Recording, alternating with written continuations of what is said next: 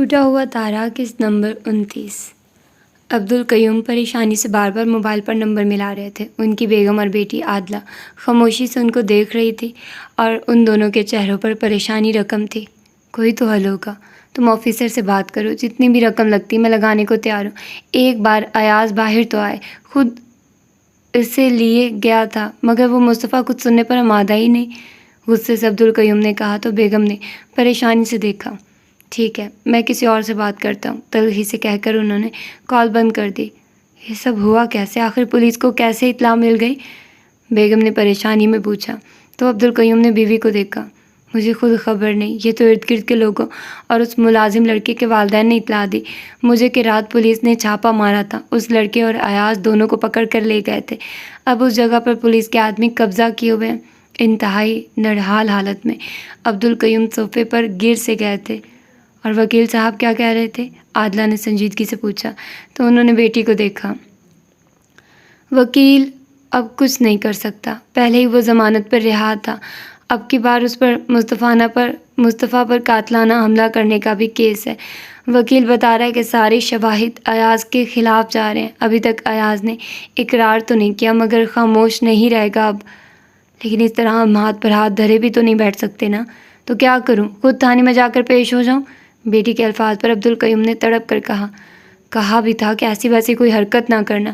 اب 1-2 دن میں فلائٹ تھی، باہر چلا جاتا، نہ جانے پولیس کو کیسے اطلاع ہو گئی، ورنہ وہ جگہ جہاں وہ تھا میرے علاوہ کوئی دوسرا بندہ اس جگہ کے بارے میں نہیں جانتا تھا، حتیٰ کہ تم لوگوں کو بھی نہیں بتایا تھا۔ انداز نڈھال سا تھا۔ بیگم کے آنسو بہنے لگے تھے۔ پہلے ہی مار مار کر برا حال کر دیا تھا میرے بچے کا، اب نہ جانے کیا بیت رہی ہوگی اس پر۔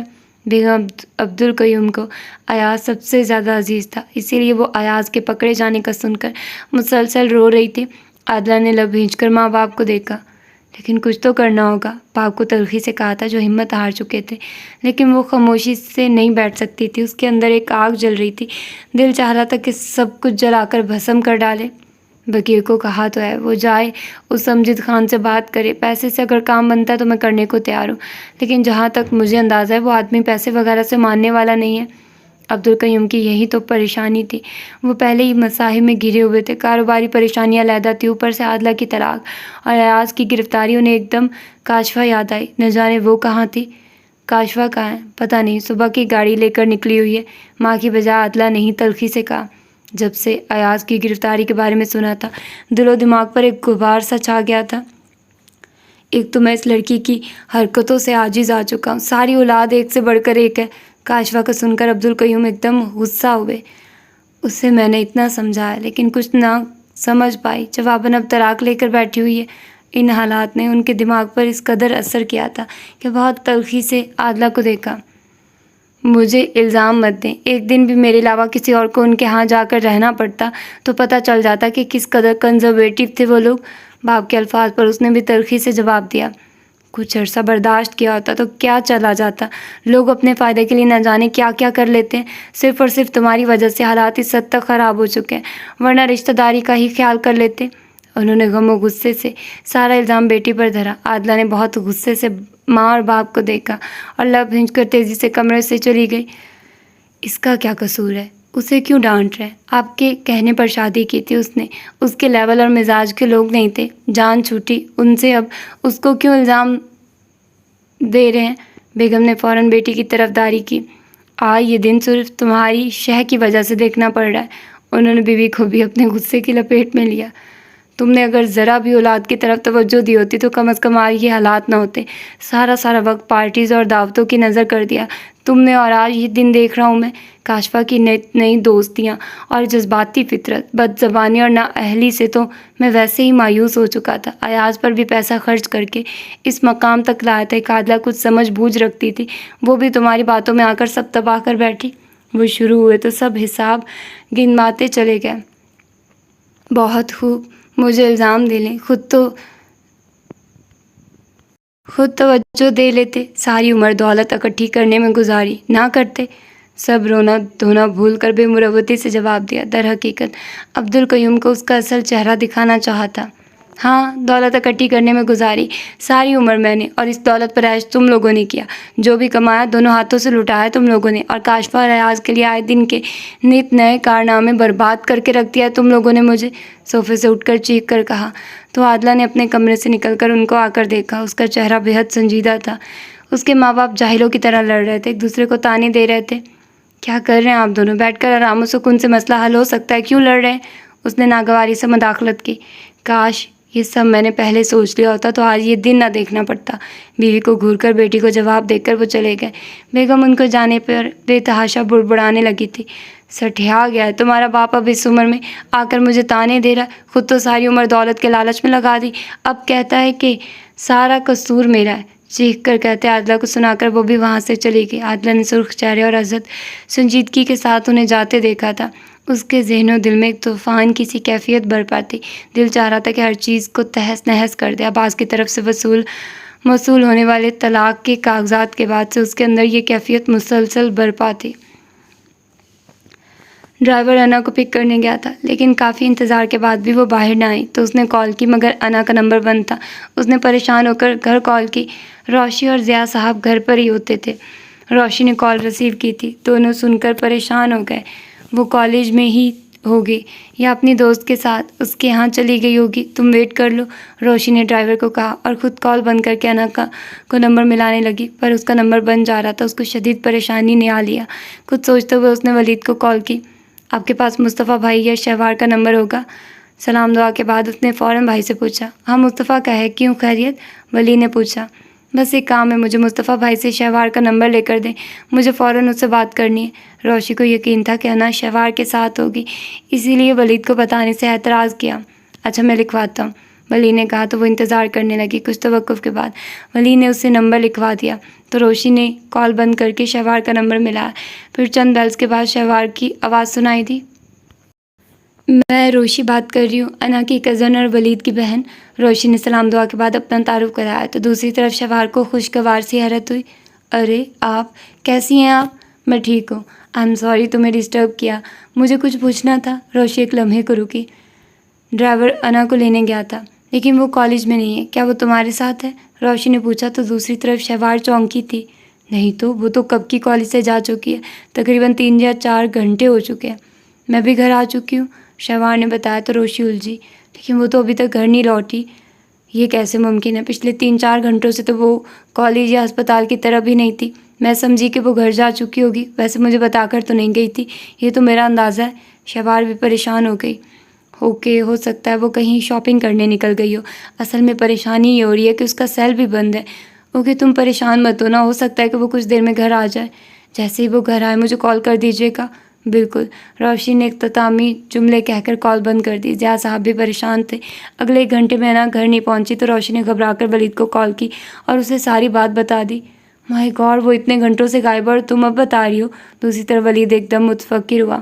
مجھے یہ تھا کہ وہ کچھ دیر میں پہنچ جائے گی۔ پھپھو کو کال کی، کہیں ان کے پاس نہ چلی گئی ہو؟ ولید کو خیال آیا تو روشی نے ایک گہرا سانس لیا۔ میں سب سے کال کر کے پتہ کر چکی ہوں، وہ وہاں بھی نہیں۔ اب کہ ولید حقیقتاً پریشان ہوا تھا۔ اوہ اب تو شام ہو رہی ہے، کہاں رہ گئی ہوگی وہ؟ پلیز ولی بھائی پتہ کریں، میرا دل بہت گھبرا رہا ہے، ابھی سب لوگ گھر آ جائیں گے، وہ نہ پہنچی تو سب نے پریشان ہو جانا، ابھی کسی کو بھی نہیں خبر کہ وہ خبر کی میں نے۔ روشی روحان سی ہو رہی تھی۔ اوکے ڈونٹ وری، میں خود دیکھتا ہوں، ولی نے اسے تسلی دے کر کال بند کر دی تھی۔ شہوار کی بار بار کال آ رہی تھی۔ مغرب کے بعد تک سبھی گھر پہنچ گئے اور سبھی انا کی غیر موجودگی کا سن کر ازحد خوف زدہ ہو چکے تھے۔ کچھ دیر بعد ولید اور چوکیدار بھی لوٹ آئے تھے۔ کہاں جا سکتی، وہ تو دوست کے ہاں بھی جائے تو مجھے کال کر کے بتا دیتی، اجازت لے کر جاتی، کہیں خدا نہ خواستہ کوئی حادثہ تو نہیں ہو گیا۔ ضیاء صاحب کے دل میں طرح طرح کے اندیشے جاگ رہے تھے۔ شہوار نے بتایا تھا کہ وہ کالج سے بھی کافی پہلے نکل گئی تھی، اس نے کسی سے بھی ذکر نہیں کیا تھا کہ وہ کہاں جا رہی ہے۔ روشن نے بتایا تو صبوحی بیگم اور شدت سے رونے لگی۔ احسن اور وقار صاحب مسلسل اس کے نمبر پر کال ملا رہے تھے جو مسلسل بند تھا۔ ولی لب بھینچے ایک طرف کھڑا تھا، اسے بخار بھی تھا، بنا بھی کیا تھا کہ کالج مت جائے، رات بھی بخار میں تپتی رہی تھی۔ اللہ میری بچی کو اپنے حفظ و امان میں رکھے، میرا تو دل ہول رہا ہے۔ میرا خیال ہے کہ پولیس کو رپورٹ کر دینی چاہیے، خدا نخواستہ اگر کوئی حادثہ بھی ہو چکا ہے تو کم از کم ہمیں اطلاع تو ملنی چاہیے۔ ایسا نے موبائل ایک دم صوفے پر ڈالتے بہت ضبط سے کہا تو صبوحی بیگم اور بھی شدت سے رو دی۔ مصطفیٰ کو کال کرو، ولید اتنے گھنٹوں سے وہ غائب ہے، اب مزید تاخیر نہیں کرنی چاہیے۔ احسن نے ولید کو دیکھا تو اس نے سر ہلا کر موبائل نکالا۔ ٹھہرو، یہ چھوٹی بات نہیں ہے، میں نہیں چاہتا کہ کوئی بدنامی ہو، ہم خود ہی اس کو تلاش کرنے کی کوشش کرتے ہیں، وقار صاحب نے نڈھال سے لہجے میں کہا۔ تو ولید نے گہرا سانس لیا۔ اتنے گھنٹوں سے ہی کوشش تو کر رہے ہیں، اگر وہ ادھر ادھر ہوتی تو اب تک گھر پہنچ چکی ہوتی، اس طرح ہاتھ پر ہاتھ دھرے تو نہیں بیٹھ سکتے نا۔ ولید کے انداز میں کافی تیزی تھی۔ احسن نے بھی سر ہلا کر اتفاق کیا تھا۔ لیکن ولید بیٹا، بات پولیس تک پہنچنے کا مطلب ہے کہ بات گھر سے نکل کر لوگوں کے علم میں آ جائے گی۔ وقار ٹھیک کہہ رہا ہے، یہ پاکستان ہے، یہاں ایسی باتیں بہت تیزی سے پھیلتی ہیں، یہ وقت جذباتیت کا نہیں، ہوش سے کام لینے کا ہے۔ ضیاء صاحب نے بھی کہا تو اس نے تلخی سے سر ہلایا۔ مصطفیٰ کوئی غیر نہیں، میرا دوست ہے، وہ بات اپنے تک رکھے گا، اس کی مدد لینے میں کوئی حرج نہیں۔ وہ سب ٹھیک ہے، لیکن کچھ دیر اور انتظار کر لو، پھر جیسے مصطفیٰ کو بلوا لینا۔ وقار صاحب کا انداز ملتجی تھا۔ ولی لب بھینچ کر باہر نکلا تو احسن بھی اس کے پیچھے فوراً لپکا تھا۔ میرا خیال ہے ہمیں پھر ادھر ادھر دیکھ لینا چاہیے، ہو سکتا ہے وہ اپنے ہسپتال وغیرہ میں ہو۔ اس کے سامنے آ کر احسن نے ایک امید سے کہا تو ولی نے محض سر ہلایا۔ در حقیقت وہ اس قدر پریشان تھا کہ سوچنے سمجھنے کی تمام صلاحیتیں سلب ہو چکی تھی۔ اس نے انا پر ہاتھ اٹھایا تھا، دل میں انا کے خلاف بے حد غصہ بھرا ہوا تھا۔ اس کی کم عقلی اور بے وقوفی پر، اس کی عقل پر ماتم کرنے کو دل چاہا تھا، لیکن اس سب کے باوجود دل کے کسی بھی گوشے میں نہیں تھا کہ اسے کوئی نقصان پہنچے یا وہ اس طرح نظروں سے اوجھل ہو جائے۔ جو وقت گزر رہا تھا اسے لگ رہا تھا کہ دل کی ہر دھڑکن مدھم پڑتی جا رہی ہے۔ انا اس سے لاکھ بدظن اور بدگمان سہی، مگر وہ اچھی طرح جانتا تھا کہ انا سے منگنی کی حامی بھرنے کے لیے اس کے دل و دماغ میں صرف اور صرف انا کی محبت نے جگہ بنائی تھی۔ اس کے تمام تر بچکانہ رویوں کے باوجود وہ ہمیشہ اسے اس کی جذباتیت کا مارجن دے جاتا تھا، لیکن وہ قطعی نہیں جانتا تھا کہ زندگی میں ایک ایسا مقام بھی آئے گا جب وہ انا کی بے اعتباری کے سامنے بے بس ہو جائے گا۔ اور اب اس کی اس طرح گمشدگی کا سن کر دل گویا سب احتیاطیں بھول بیٹھا تھا، سب ناراضگی بھول کر اس کی تلاش کے لیے سرگردہ تھا، لیکن اس کا تو کوئی نام و نشان ہی نہیں مل پا رہا تھا۔ وہ لب بھینچے اپنے چٹکتے اعصاب کو سنبھالتے احسن کے ساتھ اس کی گاڑی کی طرف بڑھایا۔ انا کی طرف سے وہ بے حد پریشان تھی۔ جب سے روشی کی کال آئی تھی وہ مسلسل تمام دوستوں سے رابطے کے انا کے بارے میں پوچھ چکی تھی۔ کوئی بھی اس کے بارے میں خصوصاً اس طرح بغیر کچھ کہے چلے جانے سے متعلق کچھ نہ جانتا تھا۔ اس نے اپنے جاننے والوں سبھی سے اس کے بارے میں پوچھا تھا۔ وہ مسلسل روشی سے رابطہ رکھے ہوئے تھے۔ 8 بجے مصطفیٰ کی گھر واپسی ہوئی تھی۔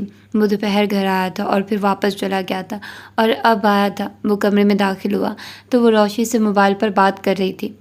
جس لڑکی سے ممکن ہو سکا ہے میں نے رابطہ کیا ہے، اور مختلف لڑکیوں سے نمبرز لے کر دوسروں سے رابطہ کیا، پر کوئی بھی انا کے بارے میں نہیں جانتا۔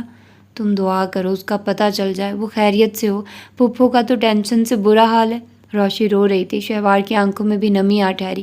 انا اس کی نہ صرف بہت اچھی دوست تھی بلکہ بہنوں کی طرح عزیز تھی۔ وہ بھلا کیسے سکون سے بیٹھ سکتی تھی؟ مصطفیٰ کمرے میں داخل ہوا تو اس نے سر ہلا کر سلام کیا۔ پریشان نہیں ہوں، انشاءاللہ سب خیر رہے گی۔ اوکے، میں بعد میں کال کرتی ہوں۔ اس نے اللہ حافظ کہہ کر کال بند کر دی۔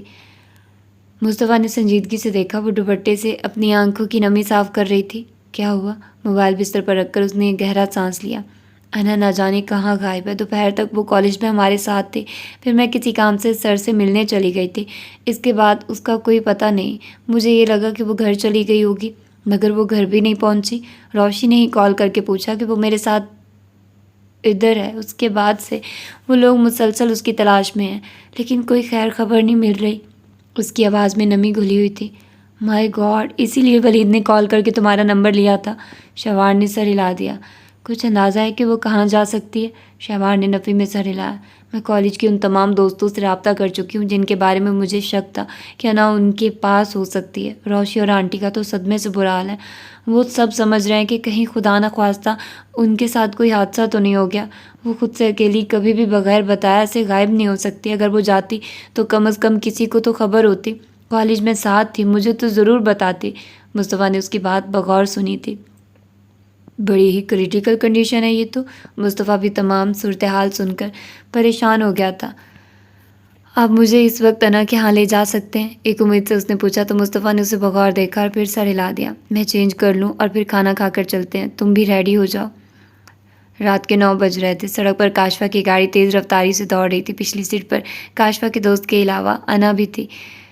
بھیگا چہرہ، بکھرے بال، نرحال سا وجود، وہ اس طرح گاڑی میں بیٹھی تھی گویا اس کا اس گاڑی یا اس کے ماحول سے کوئی تعلق نہیں۔ بے حواس انداز گاڑی چلاتی کاشفا نے اسے بڑی استضاعیہ نظروں سے دیکھا تھا۔ انا کا سارا تنتنا، ساری اکڑ صابن کے جھاگ کی طرح بیٹھ چکی تھی۔ وہ اس وقت اس کے رحم و کرم پر بیٹھی ایک مجبور و بے بس اور لاچار سی لڑکی تھی۔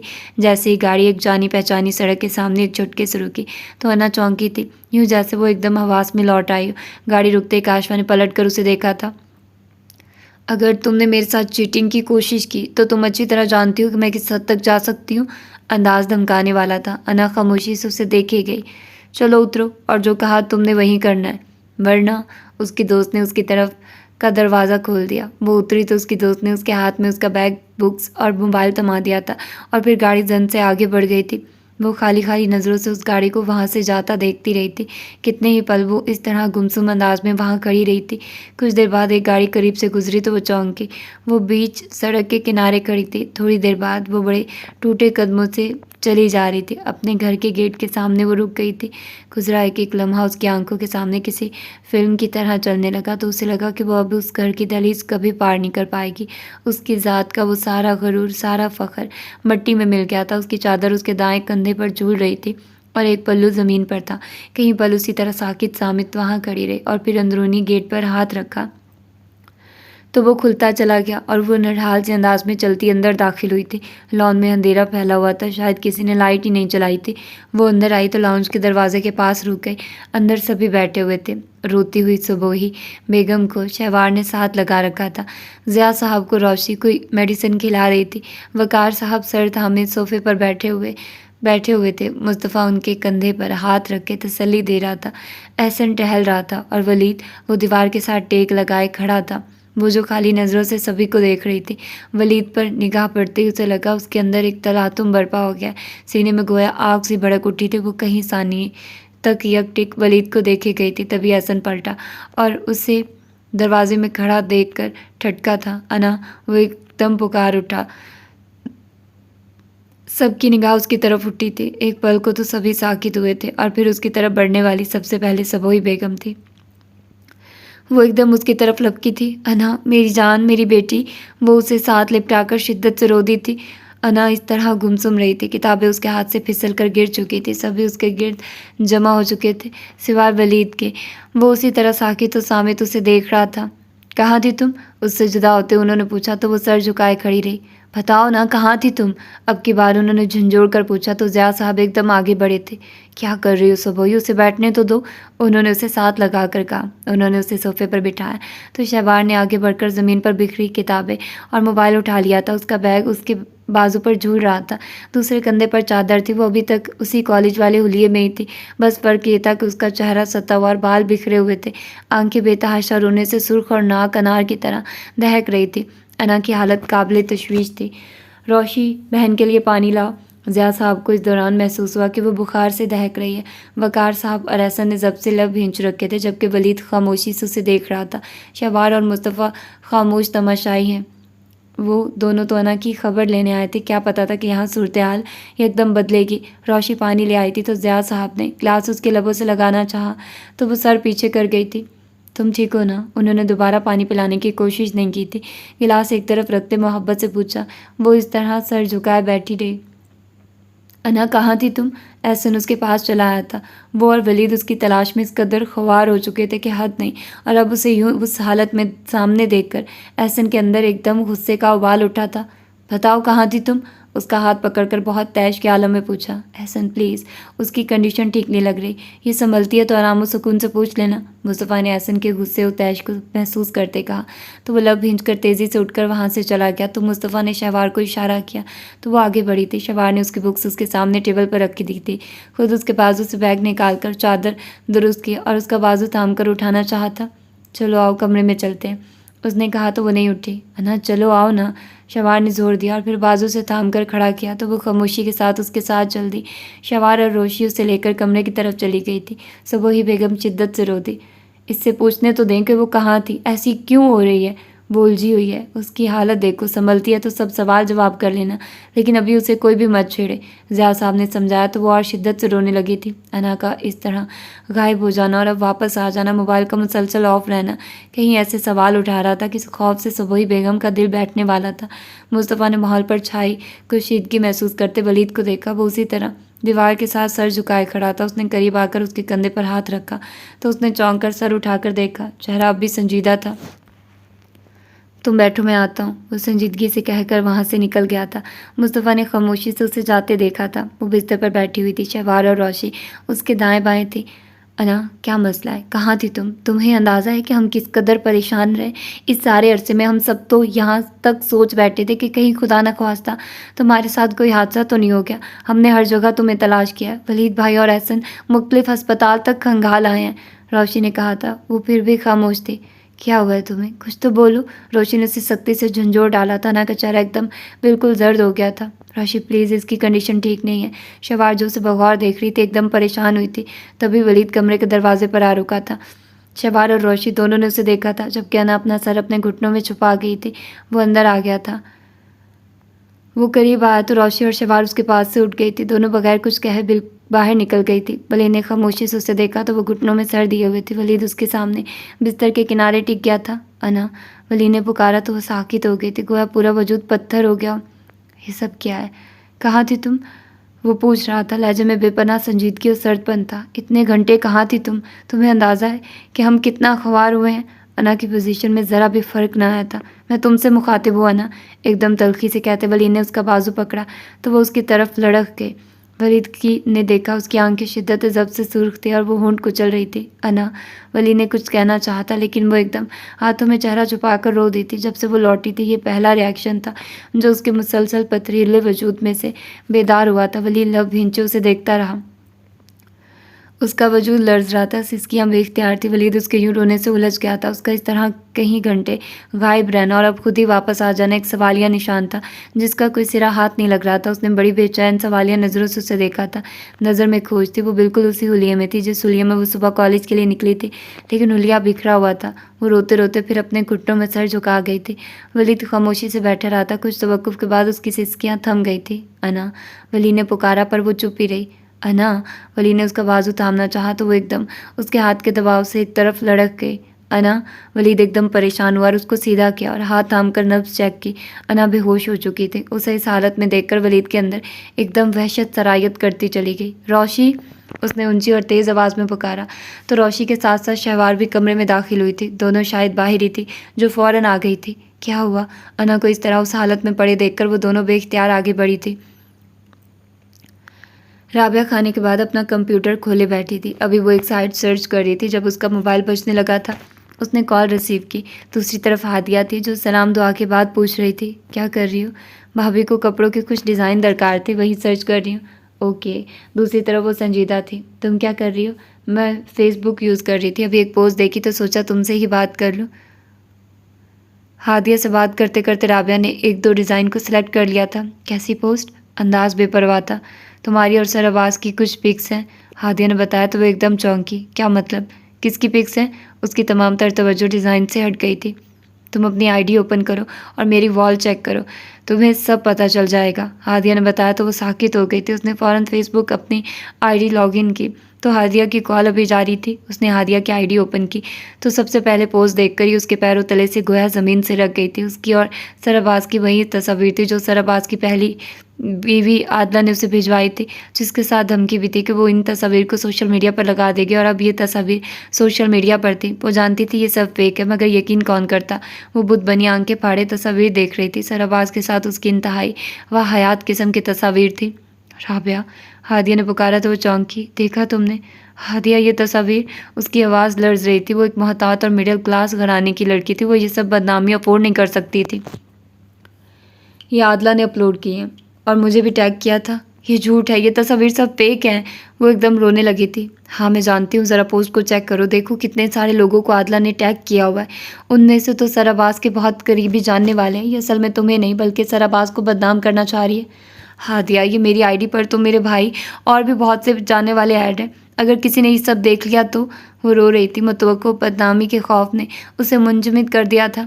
میں بھی یہی سوچ کر پریشان ہو رہی ہوں، نہ جانے اس نے کس کس جگہ پہ پکس شیئر کی ہیں، ان پوسٹوں پر لوگوں کے کمنٹس پر ہو ذرا۔ ہادیہ نے کہا تو اس نے جھلملاتی آنکھوں سے کمنٹس دیکھنا شروع کیا۔ ہر دوسرے بندے کا کمنٹس اس کے وجود سے گویا جان نکالتا چلا جا رہا تھا۔ یہ بکواس ہے سب۔ دوسری طرف ہادیہ نے گہرا سانس لیا۔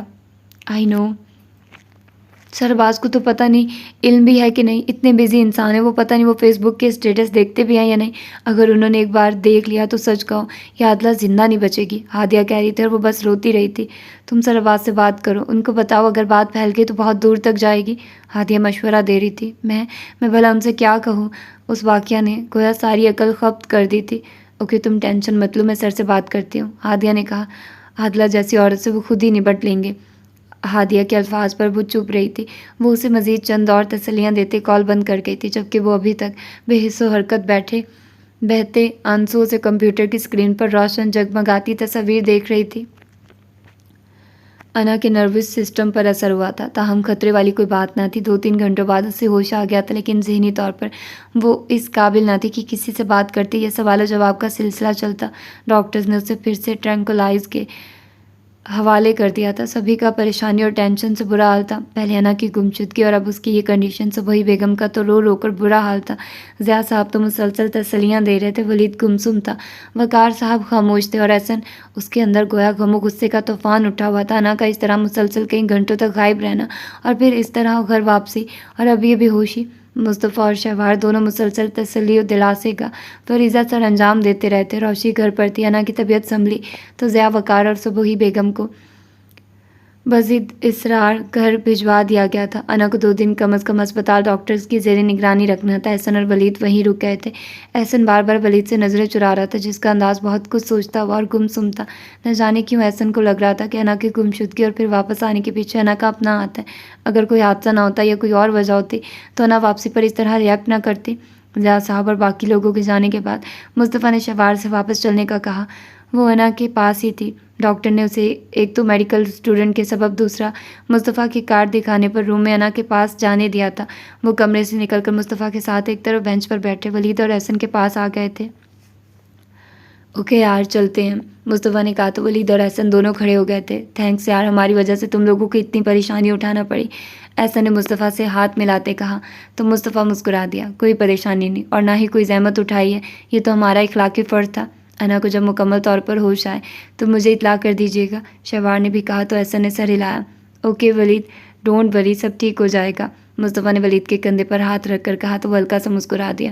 وہ دونوں سلام دعا کے بعد چلے گئے تو ولید نے گہرا سانس لیا۔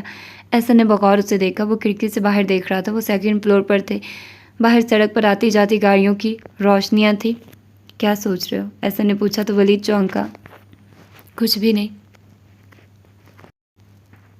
اس نے ایک گہرا سانس لے کر کہا تو احسن نے سر جھکا لیا۔ ولید، میں تمہاری فیلنگز اور کنڈیشن بہت سب سمجھ رہا ہوں، میں جانتا ہوں انا کس طرح گمشدگی اور پھر خود واپس آ جانے پر ہم سب بہت الجھ گئے، ذہن میں طرح طرح کے سوالات اٹھ رہے ہیں، لیکن کچھ کہنے کوئی حتمی نتیجہ اخذ کرنے سے قاصر ہے۔ اب اصل بات تو انا ہی بتا سکتی، پلیز تم ابھی ایسی ویسی کوئی بات نہیں سوچنا، وہ ہوش میں آتی ہے تو میں خود اس سے بات کروں گا۔ وہ اس کے سامنے شرمندہ تھا، ندامت سے بھرے لہجے میں کہہ رہا تھا۔ ولید نے گہرا سانس لیا۔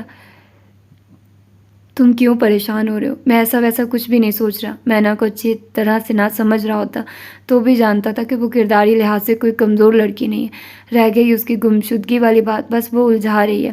خیر وہ واپس آ گئی ہے، جب ہوش میں آئے گی تو صحیح صورتحال کا بھی علم ہو جائے گا، ابھی قبل اس وقت کچھ بھی کہنا درست نہیں ہوگا۔ ولید کے الفاظ گویا احسن کے اندر زندگی بھر کر رکھ گئے تھے۔ اس نے ایک گہرا طمانینت بھرا سانس لیا تھا۔ وہ جانتا تھا نہ کرداری لحاظ سے کوئی کمزور لڑکی نہیں ہے، لیکن پھر بھی اسے اس طرح گھر میں دیکھ کر وہ خائف ہو گیا تھا۔ دل میں خواہ کے خدشات جو در آئے تھے، اس کا بس نہیں چل رہا تھا کہ وہ انا سے بس ایک پل میں ساری حقیقت اگلوا لے۔ تم انا کے پاس چلے جاؤ، میں ذرا تب تک باہر کینٹین سے کچھ کھانے پینے کو لے آؤں۔ انا کی پریشانی میں سبھی بھوکے پیاسے بیٹھے ہوئے تھے، یقیناً تمہیں بھی بھوک لگی ہوگی۔ احسن ولید کی الفاظ سے ایک دم ہلکا پھلکا ہوا تھا۔ وہ چلا گیا تو وہ روم میں آ گیا تھا۔ مصطفیٰ کی بدولت پیشنٹ کے ساتھ ایک وقت میں صرف ایک اٹینڈنٹ کو ساتھ رہنے کی اجازت ملی تھی۔ نرس انا کے پاس کرسی پر بیٹھی ہوئی تھی، اسے دیکھ کر کھڑی ہو گئی تھی۔ اگر آپ جانا چاہیں تو جا سکتی ہیں، میں ادھر ہی ہوں۔ انا کو ڈرپ لگی ہوئی تھی اور وہ خود ادویات کے سبب بے خبر تھی۔ نرس اس کی تسلی پر اسے کچھ ہدایات دے کر چلی گئی تھی۔ وہ آہستگی سے انا کے بستر کے پاس آ رکا تھا۔ وہ بے خبر لیٹی ہوئی تھی۔ سفید چادر اس نے کندھوں تک اس کے وجود کو ڈھانپے ہوئے تھی، بس چہرہ اور دایاں بازو باہر تھا جس پر ڈرپ لگی ہوئی تھی۔ ولید کو اس کے گزشتہ رواں رکھے گئے تمام سلوک یاد آنے لگے تو اس نے لب بھینچ لیے۔ وہ اس سے اس حد تک بدگمان ہو چکی تھی کہ وہ کبھی سوچ بھی نہیں سکتا تھا۔ انا کی خفگی، اس کی ناراضگی اور اس کے شکوے اگر عام نوعیت کے ہوتے تو وہ ہنسی خوشی اس کا ہر نخرہ، ہر سر آنکھوں پر اٹھاتا۔ ابھی تک تو وہ یہی کرتا آیا تھا، مگر اب ایک دم اس نے گویا اسے آسمان سے زمین پر پٹخ دیا تھا۔ اتنی بدگمان تھی کہ حد نہیں، اور اس سے کچھ سننے کی بھی روادار نہ تھی۔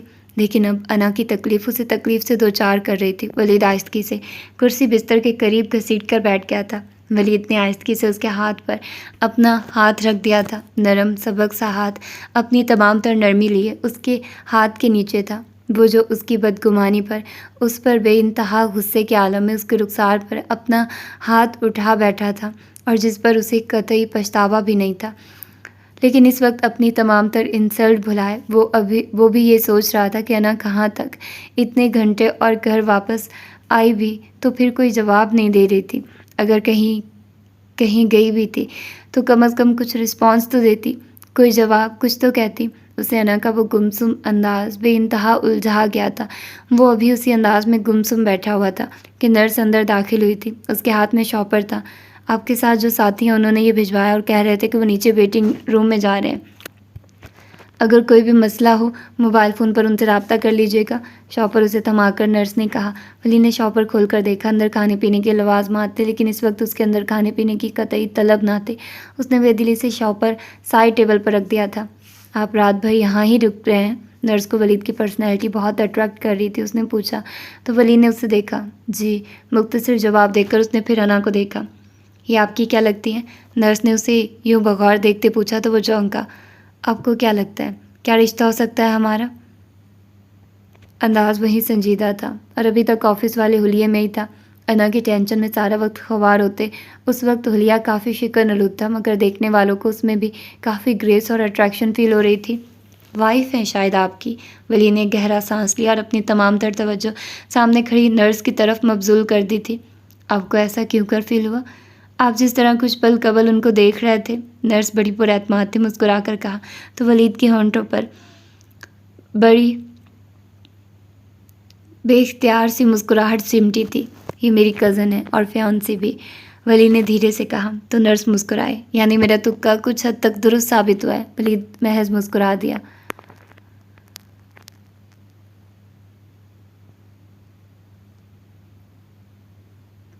ویسے انہوں نے ایسی کیا ٹینشن لی کہ نروس سسٹم میں متاثر ہو گیا؟ نرس کا انداز بے تکلف تھا، درمیانے نکوش کی مالک پرکشش سے نرس تھی۔ اس سوال کا جواب تو آپ ان سے ہی پوچھیے گا، اگر ہوش آ گیا تو۔ ولید ایک دم سنجیدہ ہو گیا تھا۔ اوہ، یعنی آپ دونوں کا جھگڑا ہوا ہے؟ ولید کے جواب سے نرس فوراً مین پوائنٹ تک پہنچی تھی۔ اپنی فیانسی سے جھگڑنا اچھی بات تو نہیں، یقیناً کوئی سیریس بات ہوگی، لیکن یہ بھی تو دیکھیے یہ کتنی کیوٹ اور پیاری ہیں، آپ کا دل کیسے کر گیا ان سے جھگڑنے کو؟ نرس بلا کی باتونی تھی۔ ولی نے گہرا سانس لے کر رہ گیا۔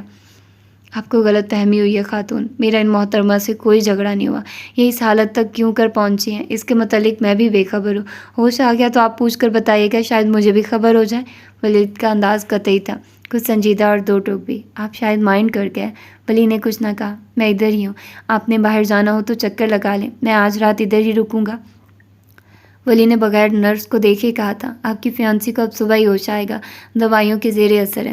آپ سونا چاہیں تو دوسرا بیڈ یوز کر سکتے ہیں۔ کسی بھی چیز کی ضرورت ہو یا کوئی مسئلہ ہو یہ بیل بجا دیجیے گا، میں فوراً آ جاؤں گی۔ نرس کہہ کر باہر چلی گئی تھی۔ ولی نے اس کے جانے کے بعد پھر انا کو دیکھا اور گہرا سانس فضا کے سپرد کیا۔ ہادیہ نے عباس کو کال کی تو وہ سونے کی تیاری میں تھا، لیکن اس کی کال کے بعد تمام نیند اڑ چکی تھی۔ وہ فوراً اپنا لیپ ٹاپ کھول کر بیٹھ گیا تھا، لیکن عادلہ کا کارنامہ دیکھ کر وہ مارے غصہ کے کمرے میں ٹہلنے لگا تھا۔ بس نہیں چل رہا تھا کہ عادلہ سامنے ہوتی تو وہ اس کو زندہ درگور کر دیتا۔ عباس نے فوراً رابعہ کو کال کی، لیکن دوسری طرف رابعہ کی سسکیاں سن کر دل کا بوجھ بڑھ گیا تھا۔ میں نے کیا بگاڑا تھا اس عورت کا سر؟ میرا قصور صرف یہ تھا کہ میں آپ کی امپلائی تھی اور میں نے اس کی آفر قبول کرنے سے انکار کر دیا تھا۔ رابعہ پلیز خود کو سنبھالیے، عباس ازحد شرمندہ ہو رہا تھا۔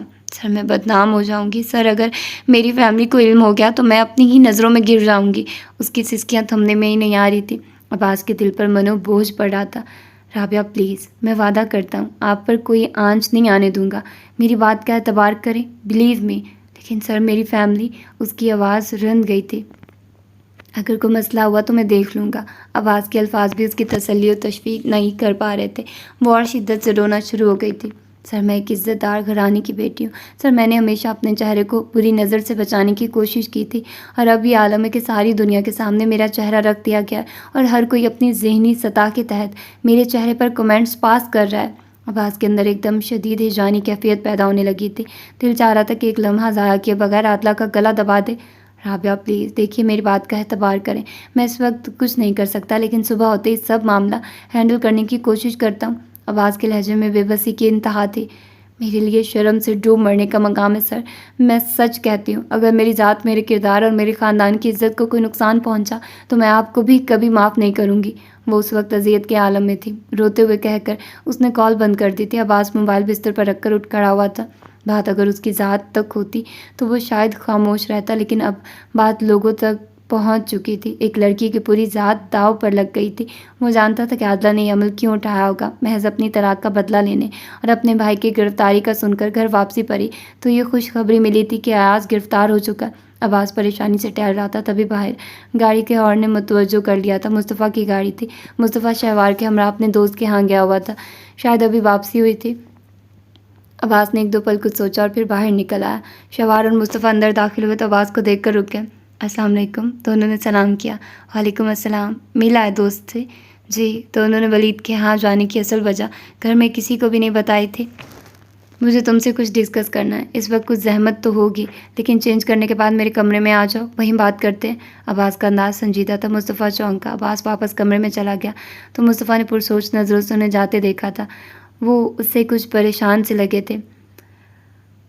اس وقت رات کے 12:30 ہو رہے تھے، سبھی اپنے اپنے کمروں میں سونے جا چکے تھے۔ آپ چلے، میں ماں جی سے ملا ہوں، شہوار کہہ کر مہرونسا کے کمرے کی طرف چل دی۔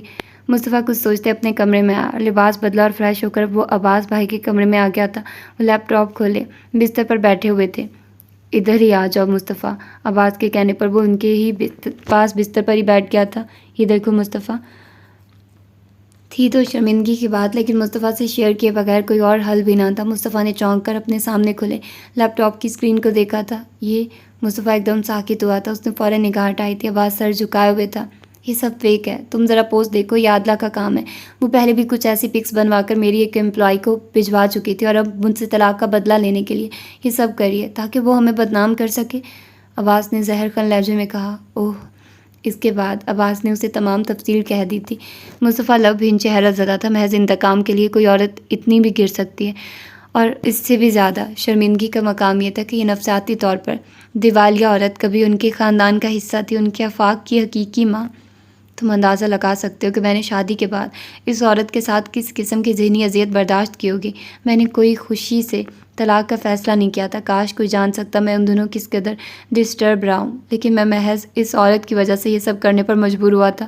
عباس ازحد پریشان تھا۔ لیکن اب میری وجہ سے وہ معصوم لڑکی بدنام ہو رہی ہے۔ لوگ محض وہی دیکھتے ہیں جو ان کو دکھایا جاتا ہے، لیکن کوئی بھی نہیں جانتا کہ ان تصاویر کے پیچھے اصل حقیقت کیا ہے۔ پہلے میں نے یہ مسئلہ بابا کے سامنے رکھا تھا تو انہوں نے میرے طلاق کے فیصلے کی حمایت کی تھی۔ اب تم سے کہہ رہا ہوں، تم بتاؤ تم میری کیا مدد کر سکتے ہو؟ مجھے اپنی قطعی فکر نہیں، لیکن مجھے اس معصوم لڑکی کی پرواہ ہے۔ مصطفیٰ کچھ دیر خاموشی سے سوچتا رہا تھا۔ سب سے پہلے حل یہی ہے کہ آپ کی طرف سے عادلہ پر کیس ہوگا، جس کے تحت اس کو گرفتار کر کے ان تمام جگہوں پر جہاں جہاں پوسٹیں کی گئی ہیں یہ تصاویر ڈیلیٹ کرا لی جائے۔ دوسرا حل یہ ہے کہ کل خود جا کر اس سے بات کر لیتے ہیں تاکہ علم ہو کہ وہ کیا چاہتی ہے۔ مصطفیٰ نے حل پیش کیا۔ صاف اور واضح بات ہے کہ وہ محض انتقاماً یہ سب کر رہی ہے اور کوئی ریزن نہیں۔ اس سے بات کرنا سب بیکار ہے۔ میں اس پر سب ہتھ کنڈے استعمال کر چکا ہوں۔ وہ عورت سمجھانے والی نہیں ہے۔ چلیں ٹھیک ہے، پہلی فرصت میں یہی کام کرتے ہیں۔ عادلہ کو زبردستی ہر اس جگہ پر جہاں جہاں اس نے پکس شیئر کی ہیں ڈیلیٹ کراتے ہیں۔ باقی کا کام بعد میں دیکھیں گے، آپ پریشان نہ ہوں، سب ٹھیک ہو جائے گا۔ مصطفیٰ کا انداز تسلی دینے والا تھا۔ مجھے خود سے زیادہ اس لڑکی کی فکر ہے. تمہیں اندازہ نہیں مصطفیٰ وہ کس قدر رو رہی ہے. وہ کرداری لحاظ سے بہت اچھی لڑکی ہے. تم اندازہ نہیں لگا سکتے کہ با کردار لڑکیوں کے لیے یہ سب مر جانے کے مترادف ہوتا ہے. عباس کا لہجہ ایک دم رنجیدہ ہو گیا تھا. وہ لڑکی بہت پاکیزہ خیالات کی مالک، ایک مضبوط لڑکی. اس کے وجود نے مجھے احساس دلایا تھا کہ عادلہ جیسی عورتوں کے باوجود دنیا میں ابھی با کردار لڑکیوں کی کمی نہیں. کاش تم اندازہ لگا سکتے اس لڑکی کی مضبوطی اور کردار کی پختگی کا. مصطفیٰ نے اپنے بڑے بھائی کو بغور دیکھا. رابعہ کے لیے عباس کے لب و لہجے میں عقیدت و احترام تھا. مصطفیٰ نے گہرا سانس لیا. ٹینشن نہ لے، میں کوشش کرتا ہوں کہ سب ٹھیک ہو جائے. ویسے عادلہ کی آئی ڈی ہیک کرانا مشکل کام نہیں. ایک جاننے والا اس کو کہتا ہوں، باقی کا کام عادلہ کو سامنے بٹھا کر کرا لیں گے. مصطفیٰ نے کہا تو عباس کو اس کی یہ بات پسند آئی تھی. مصطفیٰ نے کسی کو کال کی اور پھر اسے عادلہ کی آئی ڈی دی کہ تمام ڈیٹیل سمجھانے لگا تھا. وہ دونوں ابھی باتیں کر رہے تھے کہ شہوار ٹرے میں چائے کے مگ لیے چلی آئی تھی. وہ لباس بدل چکی تھی. عباس نے اسے دیکھ کر لیپ ٹاپ ایک طرف کر دیا تھا. اس نے دونوں کو چائے کے مگ تھمائے تھے. آپ چائے نہیں لے رہی؟ عباس بھائی کے سامنے مصطفیٰ نے مسکرا کر شہوار سے پوچھا تھا. الفاظ میں احترام تھا. نہیں، نیند آ رہی ہے، بس نماز پڑھ کر سوؤں گی. شہوار نے مسکرا کر جواب دیا. اوکے، میں عباس بھائی کے ساتھ کچھ بزی ہوں، فارغ ہو کر آ جاؤں گا. مصطفیٰ نے کہا تو وہ سر ہلا کر چلی گئی. وہ دونوں کافی دیر تک اکٹھے بیٹھے رہے تھے. مصطفیٰ نے جس کو کال کی تھی اس شخص نے منٹوں میں آئی ڈی ہیک کر کے نیا پاس ورڈ لگا کر اس کو بتا دیا تھا. اس کے بعد اس شخص کی ہدایات پر مصطفیٰ اور عباس کافی دیر تک عادلہ کی آئی ڈی سے جہاں جہاں پکس اپلوڈ ہوئی تھی ڈیلیٹ کر چکے تھے. فیس بک کے علاوہ نہ جانے کہاں کہاں تصاویر شیئر کی گئی تھی. اس بات سے وہ بے خبر تھے. اب آدھی ٹینشن تو ریلیف ہو چکی تھی، باقی کا کام اب صبح کرانا تھا. عباس بہت حد تک پرسکون ہو چکا تھا. مصطفیٰ جب عباس کے کمرے سے ان کو تسلی دلاسے دے کر نکلا تو 2:30 بج رہے تھے. دروازہ ان لاک تھا. مصطفیٰ نے ہاتھ رکھا تو کھلتا چلا گیا. شاید اس کے لیے کھلا چھوڑ رکھا تھا. نائٹ بلب روشن تھا، باقی لائٹس آف تھی. شہوار سو چکی تھی. مصطفیٰ نے اس کے سر کے نیچے سے کشن کھینچ لیا تھا لیکن پھر بھی اس کی نیند نہیں ٹوٹی تھی. مصطفیٰ مسکرا کر اس پر جھکا تھا. شہوار. اگلے ہی پل اس کی نیند ٹوٹ گئی تھی. بڑی گہری نیند تھی. مصطفیٰ نے چھیڑا تو وہ جھیم گئی. آپ سوئی نہیں؟ اس سے نظریں چرا کر تھوڑا پیچھے ہٹتے اس نے پوچھا. عباس بھائی کے ساتھ تھا، ابھی کمرے میں آیا ہوں. مصطفیٰ نے اس کے رخسار سے بالوں کی لٹ پیچھے کرتے کہا تو وہ چونکی. کیا ٹائم ہوا ہے؟ وہ اٹھ کر بیٹھ گئی تھی. 2:30. ارے اتنی دیر تک ادھر رہے، کوئی خاص بات تھی؟ بالوں کو سمیٹ کر جوڑا بناتے اس نے پوچھا. ہاں، ان کا کوئی مسئلہ تھا. کوئی سیریس بات تھی کیا؟ بس تھا ایک مسئلہ. مصطفیٰ نے ٹالا تو وہ خاموش ہو گئی. میں انا کی وجہ سے بہت ٹینس ہوں، بس سارا وقت اسی کو سوچتی رہی. پھر آنکھ لگ گئی تھی. دوپٹہ کندھوں پر ڈالتے اس نے سنجیدگی سے کہا. تو مصطفیٰ نے گہرا سانس لیا. ہاں، انا کی وجہ سے میں بھی الجھ گیا ہوں. سب سے اہم بات وہ کہاں تھی؟ اگر خود کہیں غائب تھی تو پھر موبائل آف کرنے والی بھلا کیا بات تھی؟ اور اگر واپس آ بھی گئی تھی تو وہ ایسا رویہ کیوں تھا؟ کسی بھی بات کا کوئی رسپانس نہیں، اور اس کے اس طرح طبیعت کا بگڑنا. اچھا خاصا الجھا ہوا مسئلہ ہے یہ تو. مصطفیٰ نے تفصیلاً کہا تو وہ سر ہلا گئی تھی.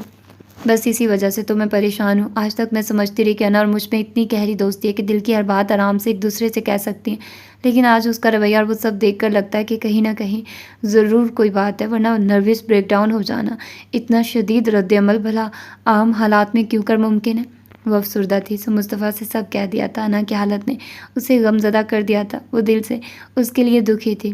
ہو سکتا ہے کوئی ایسی بات ہو جو کسی سے بھی نہ کہی جا سکتی ہو، مصطفیٰ نے سنجیدگی سے کہا تو اس نے نفی میں سر ہلایا.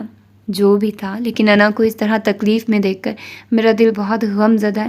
اس کی آواز رند گئی تھی. آنکھوں میں نمی آ گئی تو مصطفیٰ نے بے اختیار بازو کے اثار میں لے لیا تھا.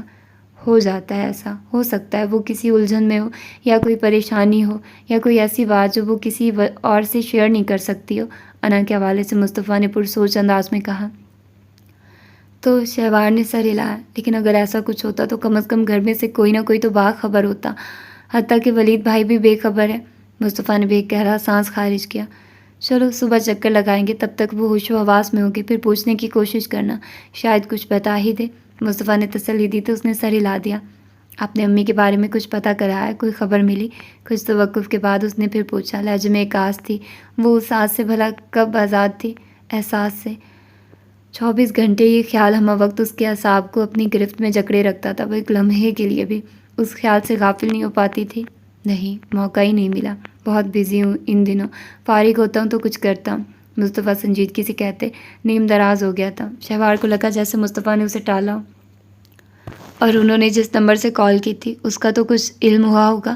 وہ پھر ایک امید سے بولی، بتا تو رہا ہوں، موقع ہی نہیں ملا، کسی آدمی کو کہہ رکھا ہے جیسے ہی کوئی پازیٹیو رسپانس ملا تو پتہ کروں گا۔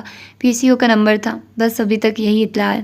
اس نے گہرا سانس لیا، نہ جانے کیوں دن بدن تابندہ بی کے متعلق وہ نا امید ہوتی جا رہی تھی۔ 3 بج رہے ہیں، سونے کی کوشش کریں، صبح پھر کالج جانا ہوگا۔ وہ کسی خیال میں غرق تھی جب مصطفیٰ کے الفاظ پر چونکی تھی۔ مصطفیٰ کو دیکھا، وہ اسے ہی دیکھ رہا تھا۔ مسکرا کر بازو پھیلایا تو وہ جھجکتے ہوئے بازو پر سر رکھتے دراز ہو گئی تھی۔ پریشان نہیں ہوتے، سب ٹھیک ہو جائے گا انشاءاللہ، مصطفیٰ نے اس کے بالوں کو سہلاتے نرمی سے کہا تو وہ ہلکا سا مسکرا کر آنکھیں بند کر گئی تھی۔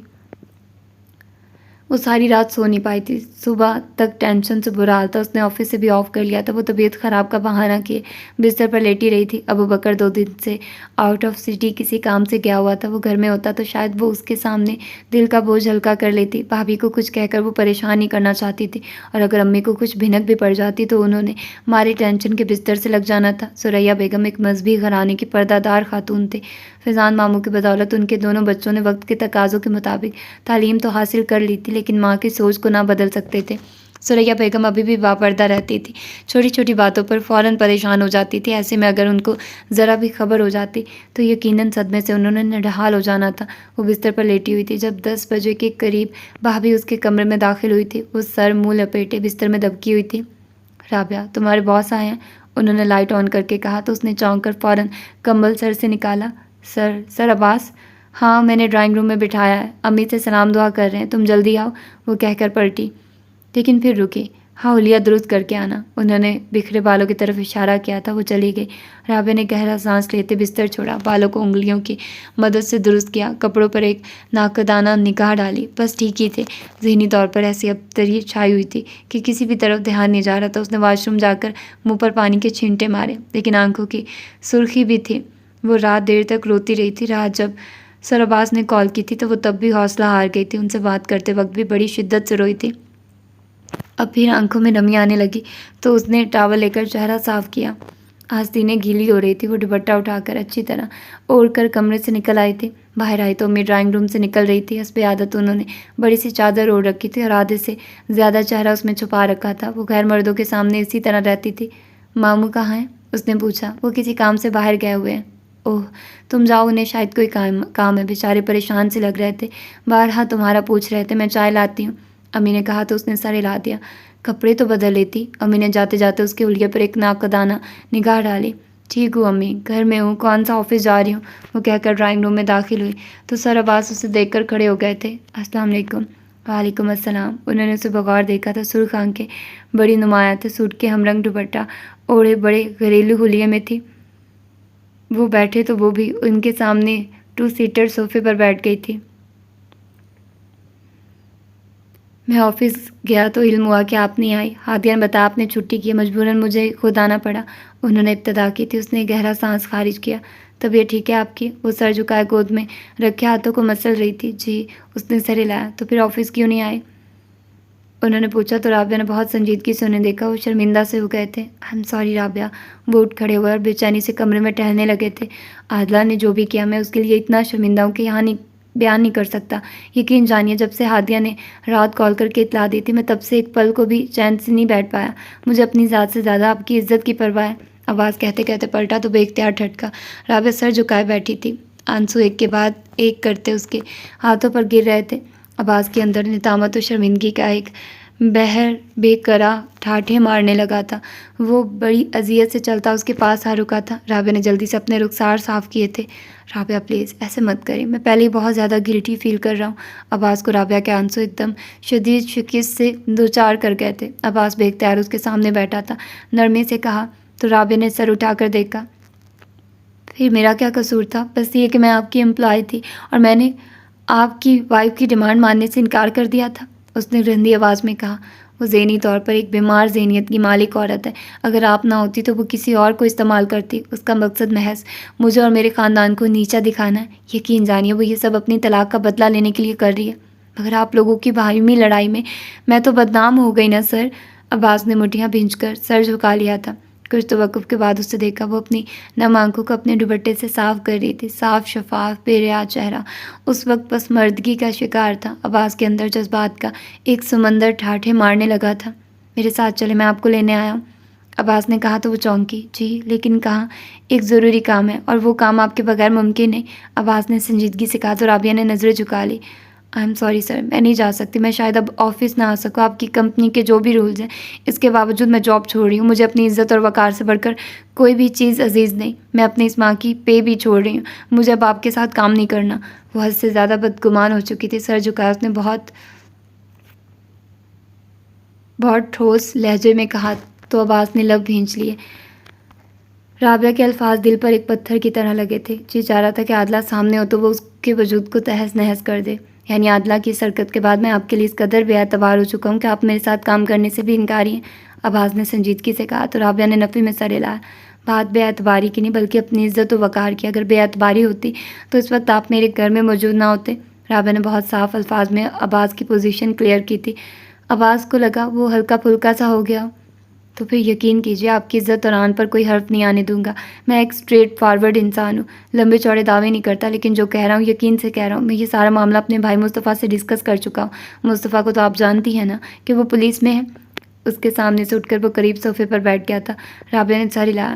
وہ سب ہینڈل کر لے گا، بلکہ بہت سارا کام وہ کر چکا ہے۔ عادلہ کی آئی ڈی ہیک ہو چکی ہے، اور جہاں جہاں اس نے وہ پکس شیئر کی تھی وہ سب ڈیٹا ڈیلیٹ ہو چکا ہے۔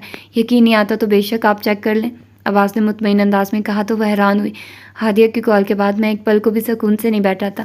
میرے لیے یہ قابل مذمت اور شرمندگی کا مقام تھا کہ میری وجہ سے آپ بدنام ہو رہی ہیں، عباس نے کہا تو رابعہ کو لگا اس کے دل پر طاری منو بوجھ اتر گیا۔ اس نے ایک دم آنکھیں بند کر کے دل میں اللہ کا شکر ادا کیا تھا۔ اب صرف عادلہ کا دماغ درست ہونا باقی ہے۔ عباس کے الفاظ پر اس نے ایک گہرا سانس لے کر آنکھیں واقعی تھی۔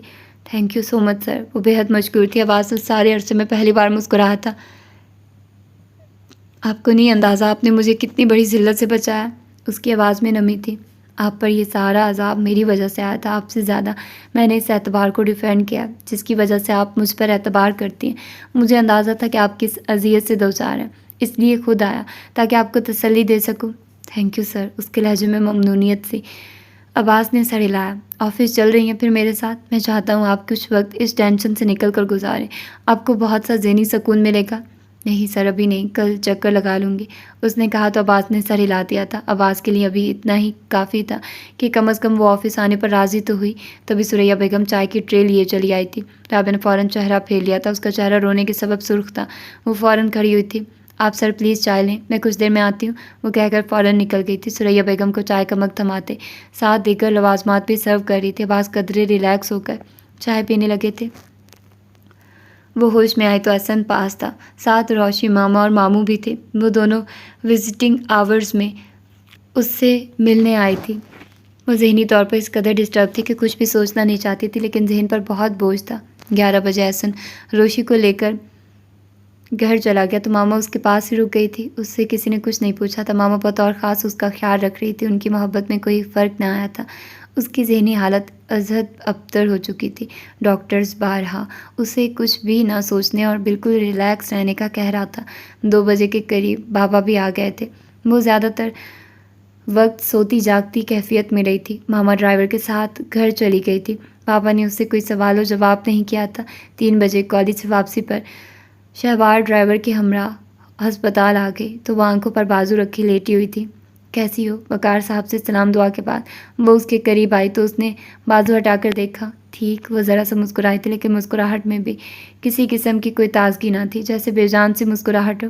ڈاکٹرز کیا کہتے ہیں، کب تک فارغ کر رہے ہیں تمہیں؟ شہوار اس کے پاس بیٹھی تو وقار صاحب باہر نکل گئے تھے، شاید کل رات کو یا شاید کل صبح، دھیمے سے اس نے کہا تو شہوار خاموش ہو گئی تھی، جیسے کرنے کو کوئی بات نہ ہو۔ تم کالج سے آ رہی ہو؟ انہوں نے پوچھا تو اس نے سر ہلایا۔ مصطفیٰ بھائی کے ساتھ آئی ہو؟ نہیں، ڈرائیور کے ساتھ۔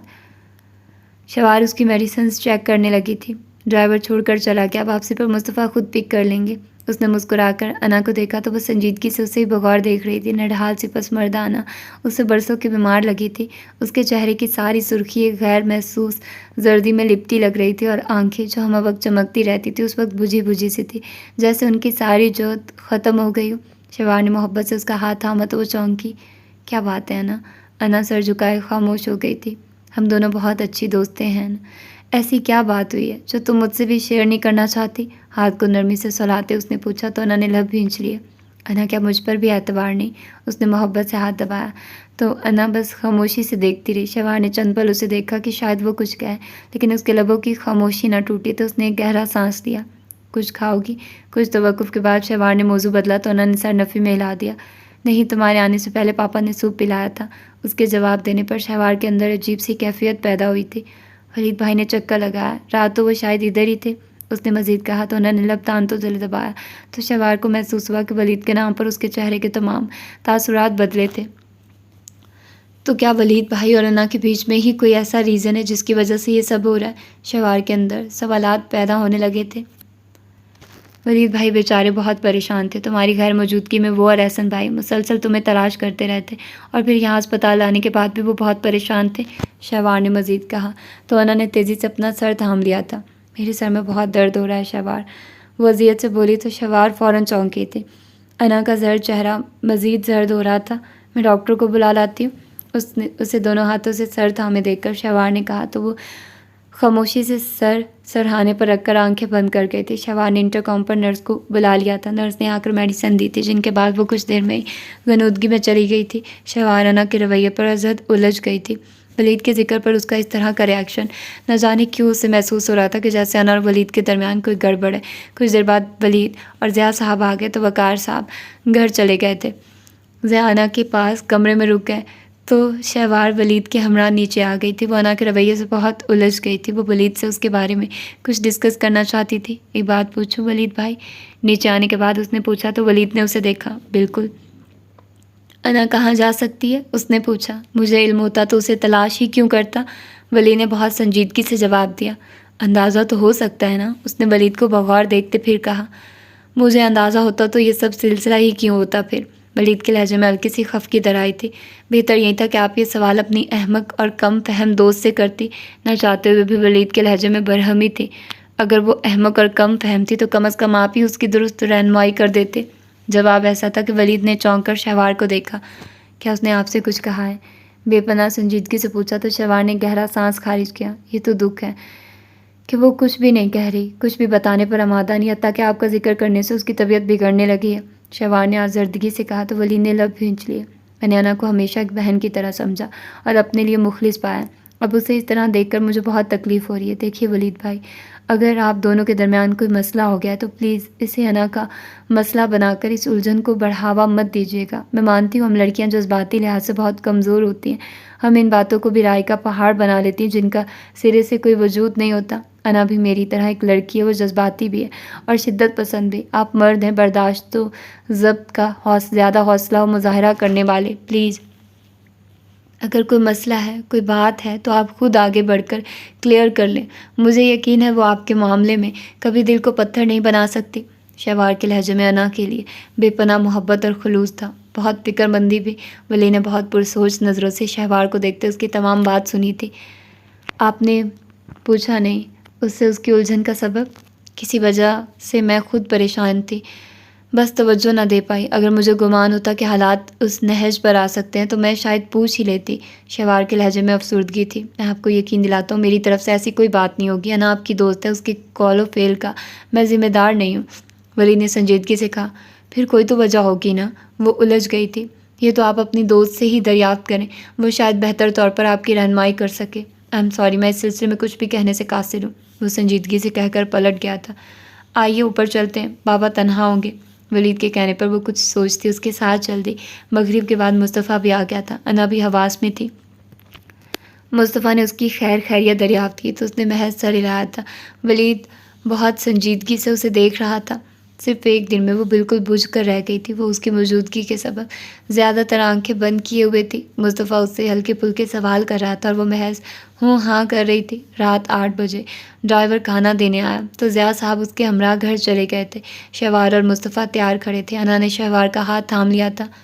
تم ادھر ہی رک جاؤ نا، وہ بڑی آس سے کہہ رہی تھی۔ شوار نے بے اختیار مصطفیٰ کو دیکھا جس نے آنکھ کے اشارے سے منع کر دیا تھا۔ میں صبح کالج آتے ہوئے پھر آؤں گی اور شام میں بھی آؤں گی، اگر تم کل ڈسچارج ہو گئی تو گھر آ جاؤں گی۔ انا نے اس کا ہاتھ چھوڑ دیا تھا۔ شوار نے اس کی خاموشی بڑی شدت سے محسوس کی تھی۔ اس نے ذرا سا جھک کر قدرے شرارت سے کہا تھا، ویسے بھی ولید بھائی رک رہے ہیں، میں خواہ رک کر تم دونوں میں ہڈی کیوں بنوں؟ دھیمی آواز میں کہا۔ انا کا رنگ بدلا تھا اور پھر آنکھیں بند کر گئی تھی۔ شہوار کو شدت سے احساس ہوا کہ جیسے کوئی بہت ہی سیریس بات ہے۔ اس نے سنجیدگی سے اسے دیکھا تھا۔ وہ دونوں اللہ حافظ کہہ کر باہر نکل گئے تھے۔ ولید انہیں باہر تک رخصت کرنے گیا تھا۔ انا آنکھوں پر بازو رکھے لیٹی رہی تھی۔ ولید دوبارہ کمرے میں آیا تو وہ کروٹ کے بل منہ بازو میں چھپائے لیٹی ہوئی تھی۔ ولید اپنے ساتھ لائے میگزین کو لے کر ایک طرف صوفے پر بیٹھ گیا تھا۔ وہ میگزین دیکھتے گاہے بگائے انا کی طرف بھی نگاہ ڈال لیتا تھا۔ کچھ دیر بعد نرس اندر داخل ہوئی تو ولید نے اخبار رکھ دیا تھا۔ میڈیسن کا ٹائم ہو گیا ہے، نرس نے آتے ہی کہا تو انہوں نے بازو ہٹا کر اسے دیکھا اور پھر اٹھ کر بستر پر بیٹھ گئی تھی۔ نرس نے میڈیسن نکالی اور پھر گلاس میں پانی نکال کر اسے تھما دیا۔ آپ آج رات بھی یہیں رک رہے ہیں؟ انا کی ہتھیلی پر میڈیسن رکھتے نرس نے ولید کو بھی مسکرا کر دیکھا۔ کیوں، آپ کو کوئی اعتراض ہے؟ ولید نے بھی مسکرا کر پوچھا۔ نہ بھائی، ہم کون ہوتے ہیں اعتراض کرنے والے؟ نرس کھلکھلائے تھے۔ انا نے میڈیسن پانی کے ساتھ نگلتے نرس اور ولید کو دیکھا تھا۔ نرس نے انا سے گلاس لے کر واپس ٹیبل پر رکھ دیا تھا۔ ویسے آپ بہت لکی ہیں، اتنی شاندار پرسنالٹی کے مالک ہیں آپ کے فیونسی۔ نرس نے اپنی طرف سے انا کو چھیڑا تھا۔ وہ لب بھینچ گئی تھی۔ ویسے ان کی موجودگی میں اس طرح کا ذہنی اسٹریس کافی حیرت میں ڈالتی ہے یہ بات تو۔ نرس نے براہ راست انا کو مخاطب کیا تھا۔ وہ کچھ بھی نہ بولی تھی۔ ولید نے بغور انا کو دیکھا۔ اس کے چہرے کے اعصاب سرخی مائل ہو رہے تھے۔ ایسا ہم سفر اگر کسی کو مل جائے تو ہم جیسی لڑکیاں تو پھولے نہیں سماتی۔ آپ نے خود کو ایسا کیا روگ لگا لیا کہ ذہنی سطح اس قدر اسٹریس کا شکار ہو چکی ہے؟ نرس نہ صرف وضد بتونی تھی بلکہ اچھی خاصی بے تکلف بھی۔ ولید کی موجودگی میں اس کی تعریف ہے۔ ولید تو مسکرایا تھا جبکہ انا اپنی جگہ سے ہل بھی نہ سکی تھی۔ آپ ان کو خوش نہیں رکھتے کیا؟ نرس نے اب کے ولید کو مخاطب کیا۔